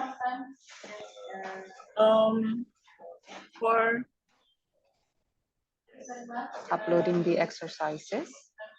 Yes, and then I'm upload the material for the health exposition material in the group, and also have to what is it, like juga ikut apa namanya diskusi Telegram tersebut gitu. Karena waktu waktu mengaplikasikan ini saya hanya dikasih 1 hari untuk mengajar. Okay. And what was the students' response, Mbak, by using the Telegram? Sangat baik, mereka sangat apa namanya Excited? aktif, ya excited. Okay. Juga mereka bisa belajar dimanapun dan kapanpun karena materinya ada di. Okay, so we can say that you use the Telegram as the as the media, yeah, media for teaching. Okay, let's say in our campus we have Elma, seperti itu ya. Yes. Okay, but here you use Telegram. Okay, then thank you, Mbak Tiara. Now, how about the other presenters? Do you have the other comments? Okay, then shall we proceed to the next presenter, Ibu Dinardipta from Universitas Darussalam Gontor, Ponorogo, with the paper title Debating as Systematic Teaching Technique to Promote HOTS. Okay. So how is it, Ibu Dinar? Have you been ready to present your paper? Halo, Ibu Dinar.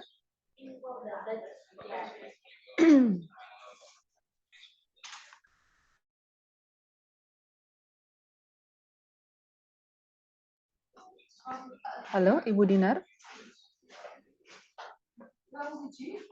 What if we proceed to the next presenter, Ibu Diska? Ibu Diska, are you here?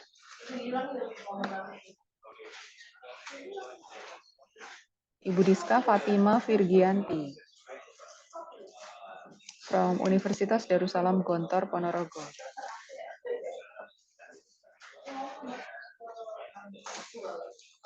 Halo, Ibu Diska. Ibu Diska ada di sini.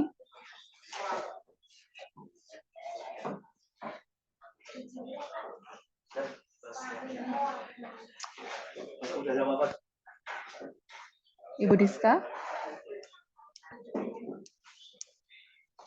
Kok tidak menjawab semua?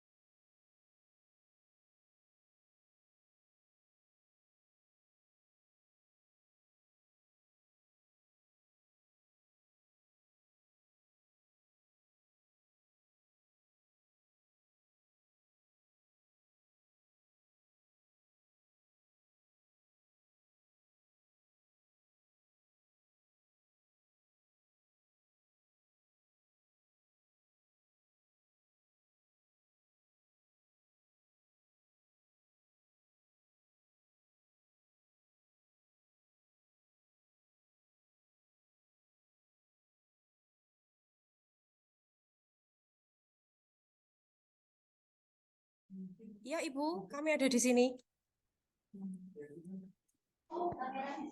Iya. Ibu Diska. Ya, ya, Ibu. Yeah, okay. It's time for you to present, Ibu. Yes, thank you for the Okay. time. Yes, you may start. Yes, Ibu Vita. Okay, so I will share the file first.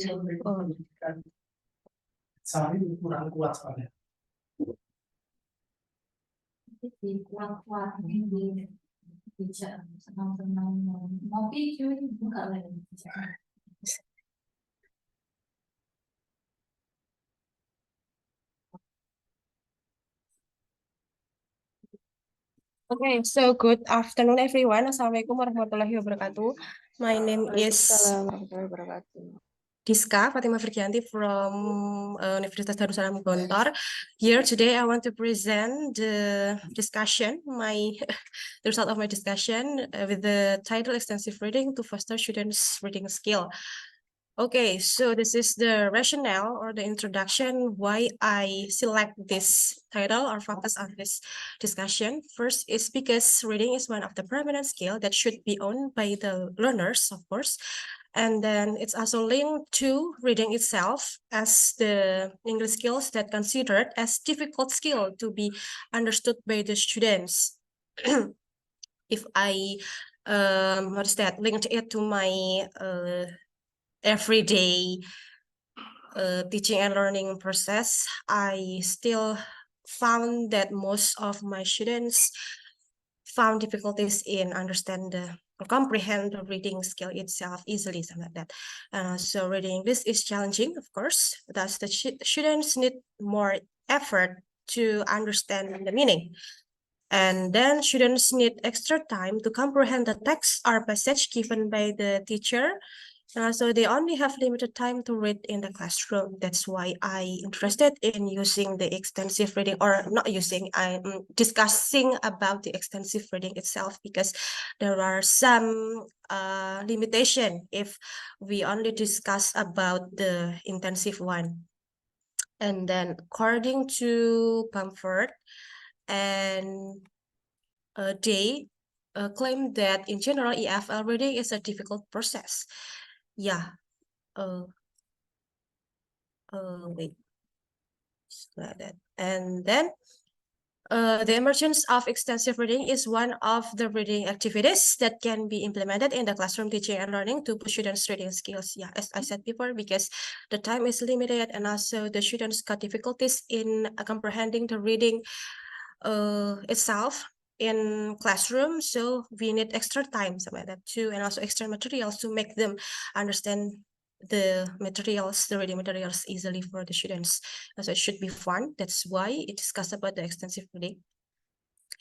So the aim of extensive reading based on extensive reading foundation is to help the students become better at the skill of reading rather than reading to study the language itself. Yeah, the focus of the extensive reading is just to make the students enjoy the reading process and also emerge the reading habit to the students, so they do not feel like reading is like the burden activities or the burden subject for them, because some of the students stated that reading is boring. That's why we need another activities, and also extensive reading can be done outside the classroom. That's why they have more time to comprehending the meaning or the language itself.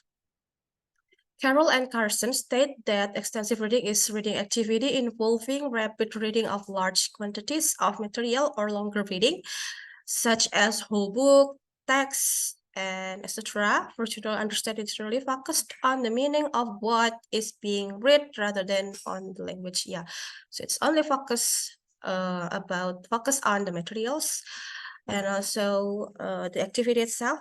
It's not focused on the language itself. Yes, the method I used to library-based research reviewed some previous studies or research related to the extensive reading that discuss about the definition of extensive reading, benefits of implementing extensive reading in teaching reading, students' challenges in reading, and the implementation of extensive reading itself. The articles were analyzed and synthesized to obtain the relation among those theories.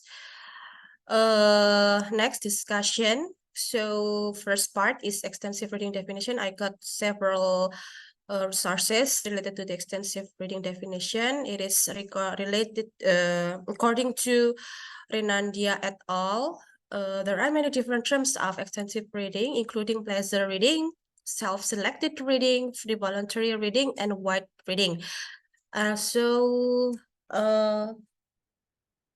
Sorry. From the notion, it stated that extensive reading, students should be interested in what they are reading and should be reading with their attention on the meaning of the text rather than on the learning the language features of the text. Next, according to Richards and Smith, extensive reading is intended to develop good reading habits, to build up knowledge of vocabulary and structure, and also encourage a liking for reading. Next, according to Harmer, it stated that according to Harmer, extensive reading is an activity that can be applied and by the teachers to encourage students to choose what they read and to do so for pleasure and general language improvement. Next, it's about the students' challenges in reading. According to Satriani, there are 3 reasons why students are reluctant to read. First is low motivation in reading. Second is do not have sufficient background knowledge. And the third is poor grammar and vocabulary. And according to Carvalho, these difficulties concern mainly three aspects. The first is reading and selecting suitable content, organizing and synthesizing information obtained from various sources, and making use of conventional forms adopted by the academic community. Next, according to Josephs, difficulties in reading text can be derived from not knowing meanings of words or concepts, not capturing factual information, not inferring about content, and not informing relationship. Yeah, so okay. The next is advantages of implementing extensive reading.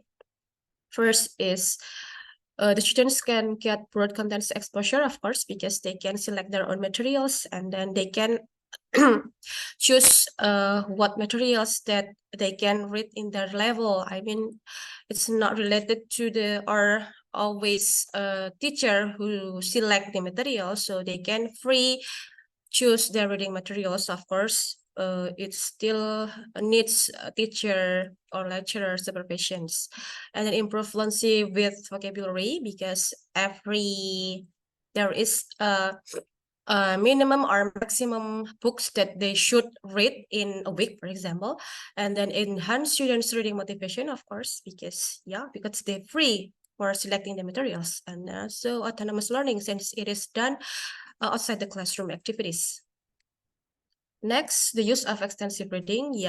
Why the students or the teachers needs to apply the extensive reading? Because the reading materials is easy, because it suits the students' level of proficiency in reading, and then a variety of reading material on a wide range of topics is available. And then the third, students choose what they want to read. They've got freedom to read their own reading materials. And then the fourth, students read as much as possible. And then the fifth, the purpose of reading is usually related to pleasure, information, and general understanding. So there is no force. They read with their own motivations. Six, reading is its own reward. And then the next, reading speed is usually faster rather than slower. By reading more books or more text in a week or a day, for example, so it also will impact it to the students' reading speed. And then reading is individual and silent. It's individual reading activities, or we can call it as independent learning or independent reading. And then teachers orient and guide their students. Although the students asked to choose their own reading materials, but the teacher or the lecturer here still have to supervise what is the reading materials by always checking the students' title of the text or books. So the teacher or lecturers can give a guidance to the students whether this book or text or the reading materials can be used as the extensive reading materials or not. And then the last, the teacher is a role model of a reader. Since the teacher asks the students to do that, so it means that the teacher should do it first before they ask the students to do these activities. And then previous studies, there are several previous studies that I got by selecting some of the papers. The first is by Rosin in 2019 with the title Implementing Extensive Reading to Boost Students' Reading Ability. This is conducted to the students, and then the result is discuss about the students' difficulties in reading materials, extensive reading definition, and the implementation of extensive reading. And then by Levy 2006 with the title Extensive Reading in English as a Foreign Language or English as a Second Language Context.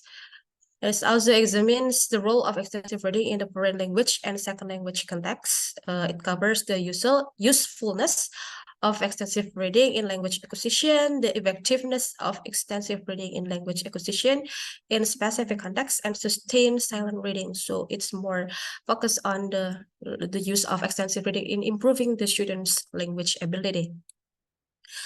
The next by Leeuwen 2018 with the title The Effect of Extensive Reading on English Vocabulary Learning.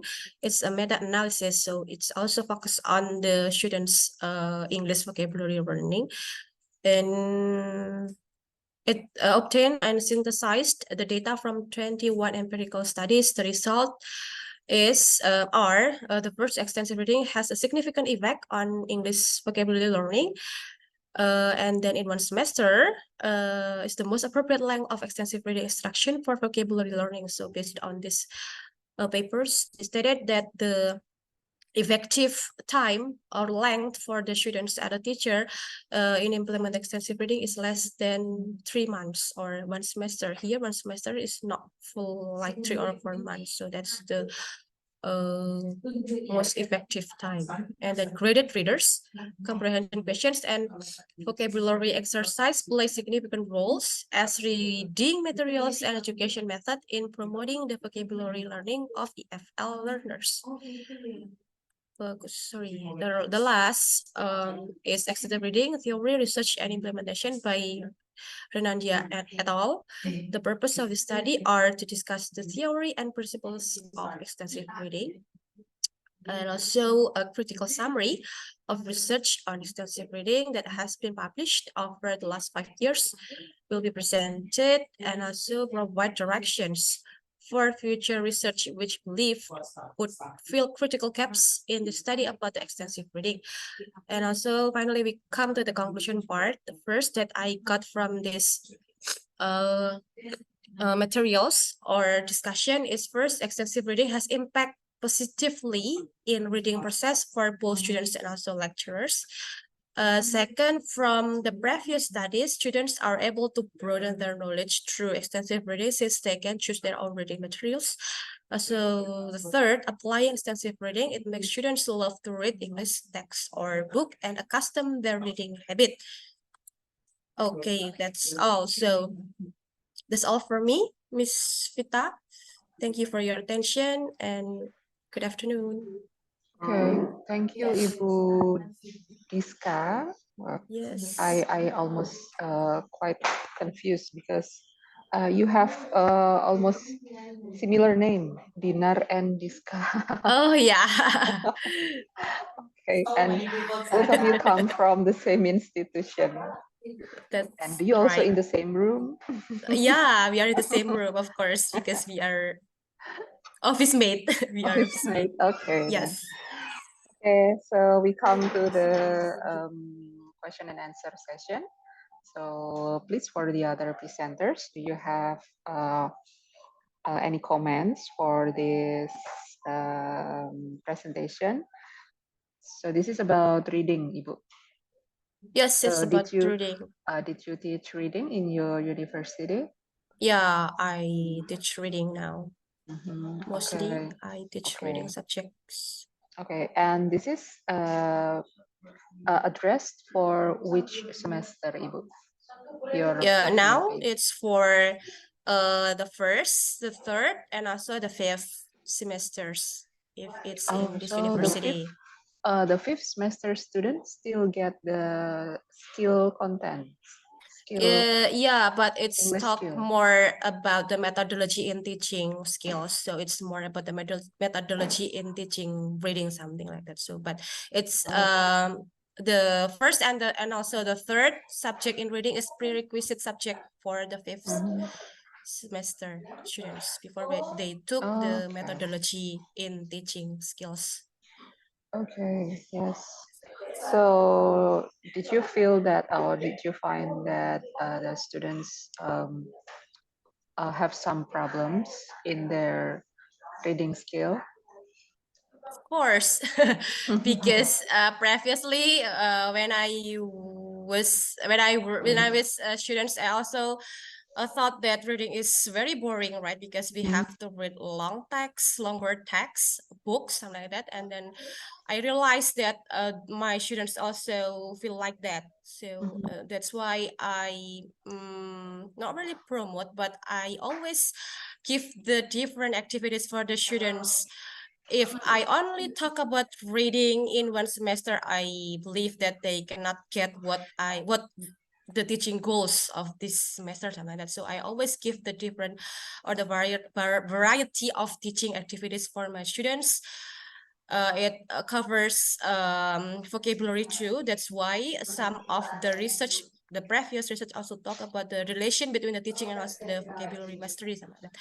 So the first thing that I want my students to do is to change their mindset about the reading, that reading is not boring. So reading should be entertaining. Reading should be enjoy activities to me, something like that. So that's why I force I force them to read more by not give them certain texts, but by give them freedom to select their own reading materials. Nah, so what kind of reading material that you have ever used? Is there any special media that you ever use?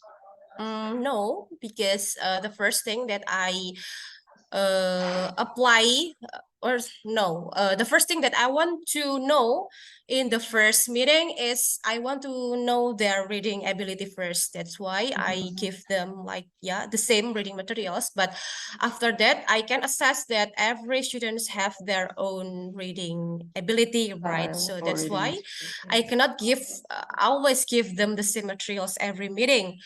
Okay. Yeah. And it should be varied to avoid the boredom in the classroom. Sometimes I also give them quiz or games related to reading activities. And I mostly took the materials from the internet, yeah, because we do not have like exact book or textbook as the guidance in this subject, because it's reading, right? So there is no exact textbook for that. Okay. Yeah. Or maybe have you ever found English magazine like that? Ya, kalau zaman sekarang mungkin kalau majalah susah ya, Bu ya. Yes. Maksudnya kalau printed yang benar-benar gitu kayaknya sudah nggak musim lagi. Yeah, jadi that's why I always ask them to browse in the internet to find the current issues or the current what happens now, the happening issues seperti itu, Ibu. So biar mereka lebih relate seperti itu, more relate to their daily activities. Sometimes I also ask them to read. Kalau suka olahraga ya silakan baca artikel olahraga seperti itu. Ya. Oke. Ya, sharing session gitu ya. Oke. Musik ya, cari artikel. Oh yeah. How about the other presenters? Do you have anything to say for this presentation? Are you all still here? Masih di sini semua ya, Mbak Tiara, Mbak Risa, Mas Muhammad Aulia, Dian Mulyana, masih di sini semua ya? Okay then, thank you Ibu Diska, a very nice presentation. Okay, you're welcome, Bu Vita.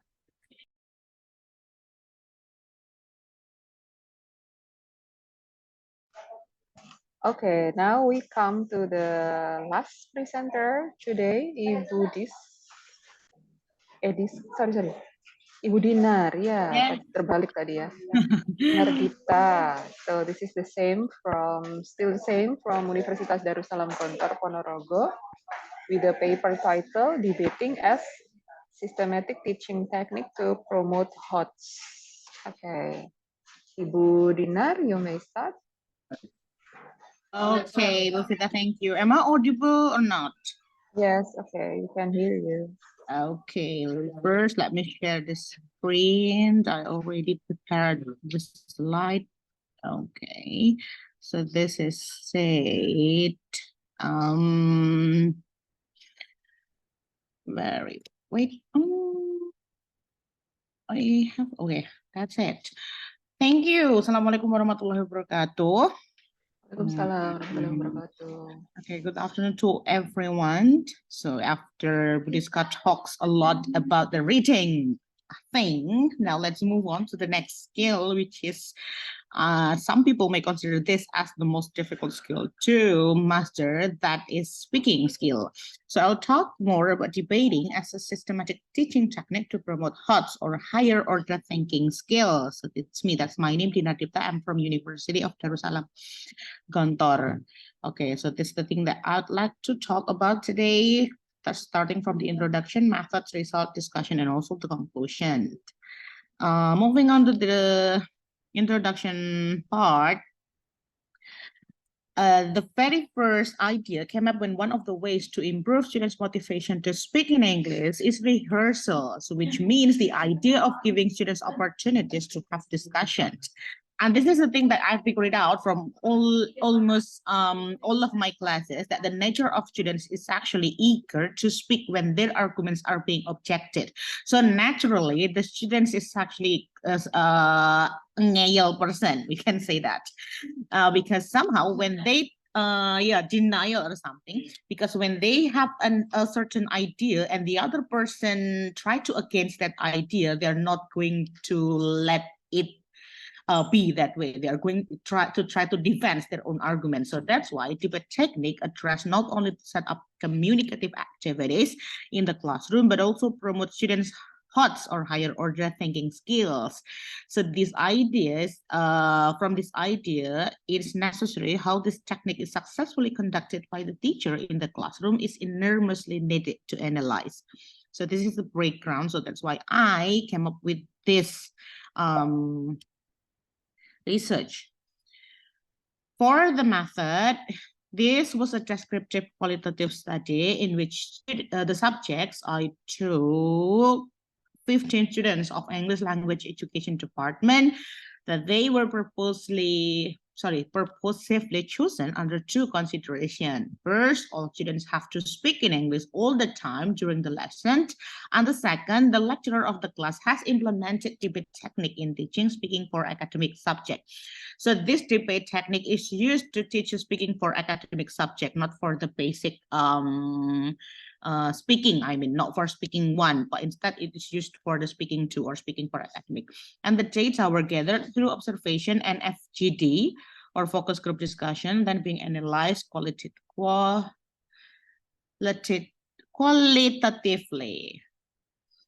The results came up with the 2 points. The first one is the systematic teaching technique. So how to do that, and the result of the focus group discussion. The systematic technique can be done by the lecturer set up the classroom, and then she or he may prepare the softball or another item of soft texture.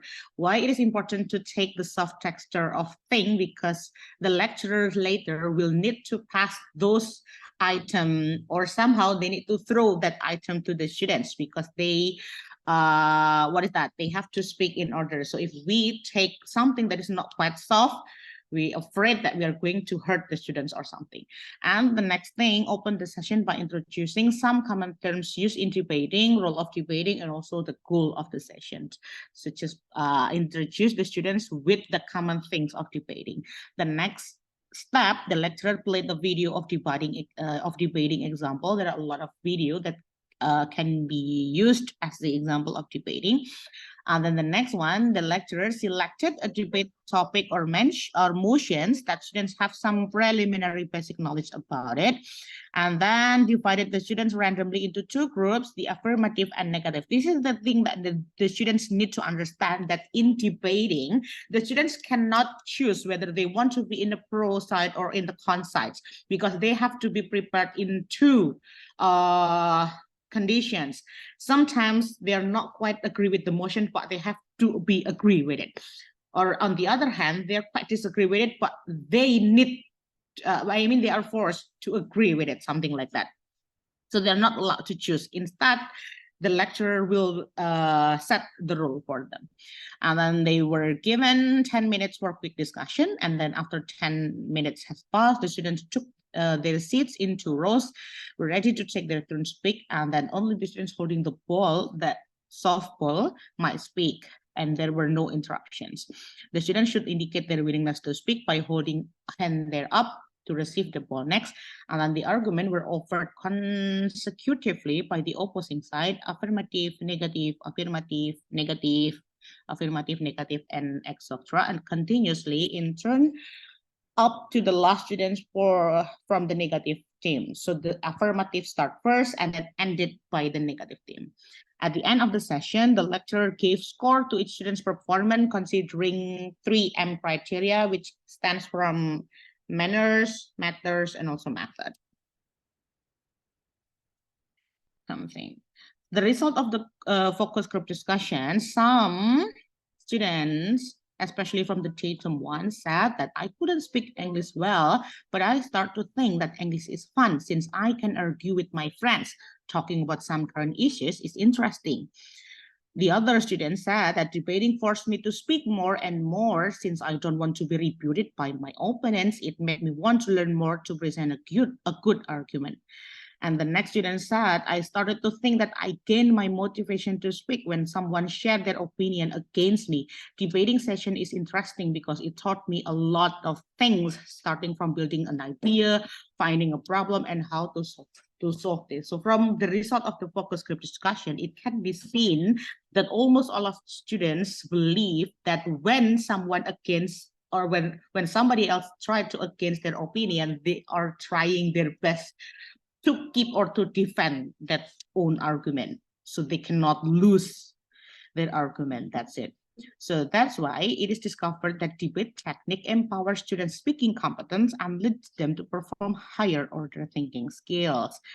From the systematic debating itself, it can be divided into 3 stages. In the first stage, from step 1 and step 2, basically, this is the first thing that the students can do before they do the debating, which means that they can explore, they can read a lot, they can think about the motion and what kind of thing that I need to share about this idea, because before the teacher or the lecturer give them the motion, they have to think what the current issue talks about. So I need to research, or I need to find, I need to analyze the current trends, or I need to look for the current news or something like that. In the second stage, which means that it is the time for them to speak, they are trying to, I mean, they have a big eager to speak, because like what I said, they really want to stand on their own opinion and they don't want to be interrupted by somebody else. So that's why they keep trying to say more and more and more. So in the third stage, for further study and also for the debate, the students can learn more, or they can recall what happened in the debate, because the lecturers at the end of the session, the lecturer will give them some advice, will give them some feedback, and then the students can learn a lot from the third stage. That's it.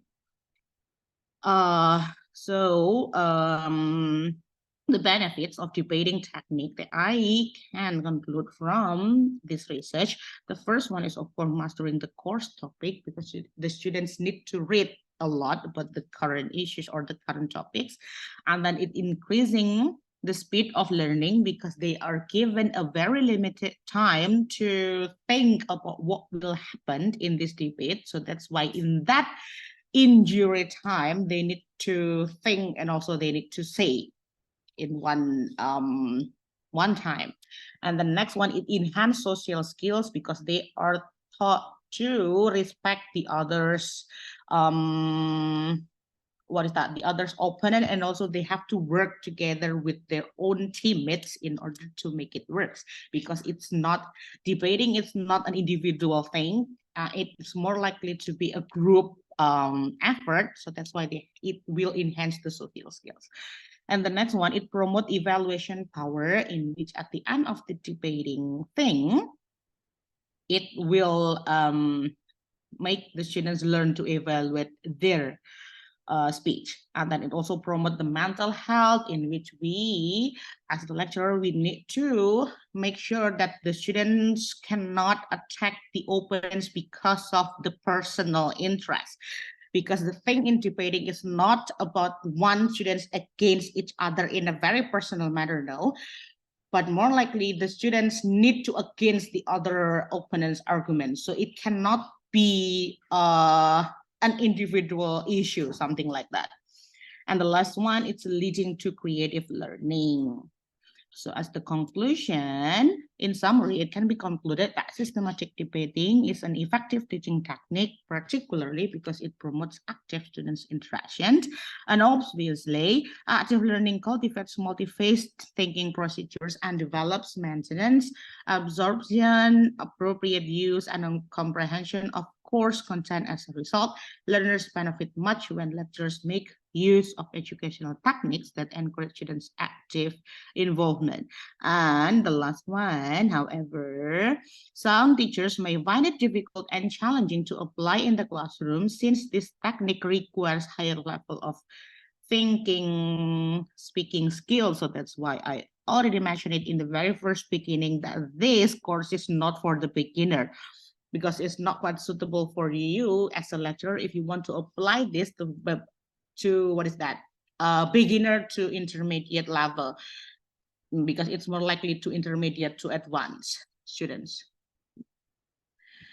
Okay, so that's thing that I'd like to share to you. Thank you very much for listening to my presentation. Thank you. Okay, yes. Thank you, Ibu Dinar. Well, one thing, Ibu Dinar, it seems that you remind me of my friend in S1.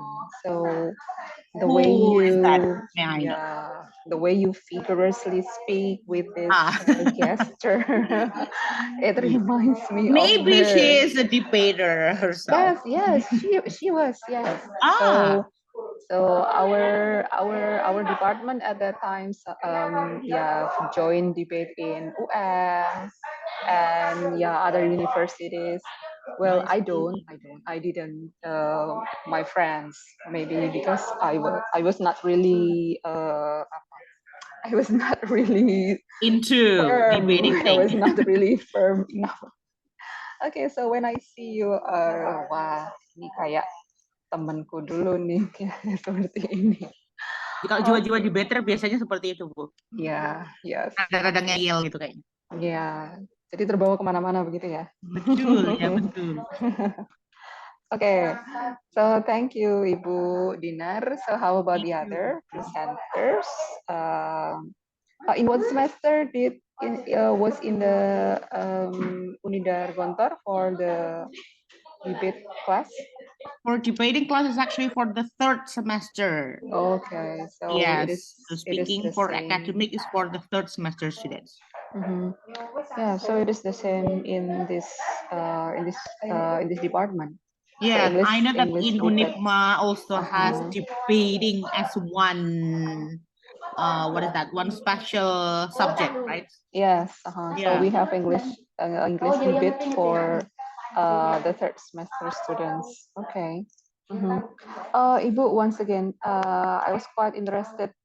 Maybe you can, re-explain. So you said that debate can promote mental health. Yeah, so how can it be?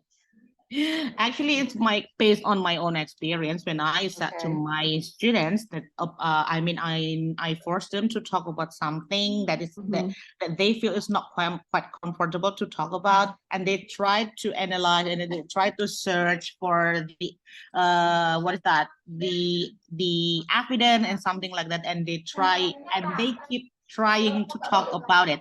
The more they talk about something that they don't want to talk about, they said that it's releasing, or it's quite relaxing for them, something like that. And then also when I ask them to try to accept your lose or be sportive when the opponents wins their argument instead of your arguments, you can try to accept that. I mean, the world is not always about you, something like that. They can, okay, and they think that it will somehow, it can reduce or it relaxes them more, something like that. So they do not take it too personally. Yeah, they cannot, because in debating Cannot. they're not allowed to take Yeah. things personally, because when you hate the person, do not hate the person, but hate the arguments, something like that. Ya, kalau mungkin istilahnya sekarang nggak boleh baper gitu ya. Betul, Ya, kalau debat nggak boleh baper gitu. Kalau kalah nggak boleh nangis gitu Ya, ya. betul. Kalau kalah nggak boleh nangis. Betul sekali. Okay, then. Well, it's a very nice discussion. Dear, it seems that we have come to the conclusion for this meeting, for this session. So if we can sum up, there are so many media, there are so many strategies that we can use in learning English, right? So we can use movies, we can use movies, and then we have also debate and songs. Yeah, most of us here use movies, ya, yang ada di the one who joined this room. It has one purpose, that is to increase or to improve our English skill. Okay. As we wrap up this event, we encourage you to keep striving for excellence in everything you do. Let us take the inspiration and motivation from this event and use it to make a positive impact in our life. On behalf of the organizing committee, we would like to say thank you for your active participation and to congratulate for your achievement today. So let's give applause once again to all of you. Okay. We do apologize for any inconveniences during this event. We look forward to seeing you again in our future events. And don't forget, this event is also available for future viewing. So you may visit our YouTube channel as what I have written in the message box, Pendidikan Bahasa Inggris UNIPMA. So that is our YouTube channel. There will be the recording of this event from the main room until the break room session. Well, let's have a photo session first, everybody. So would you please turn your camera on, Mbak Dian, Mbak Tiara, Mas Muhammad Aulia. Okay. Yeah. Okay, ready? Yeah. Mr. Wan Irham, do you think it is possible for you to turn on the camera?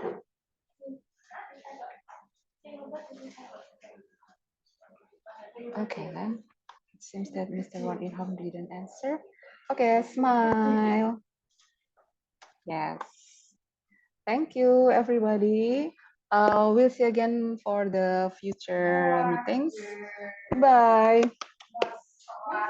Bye, Ibu.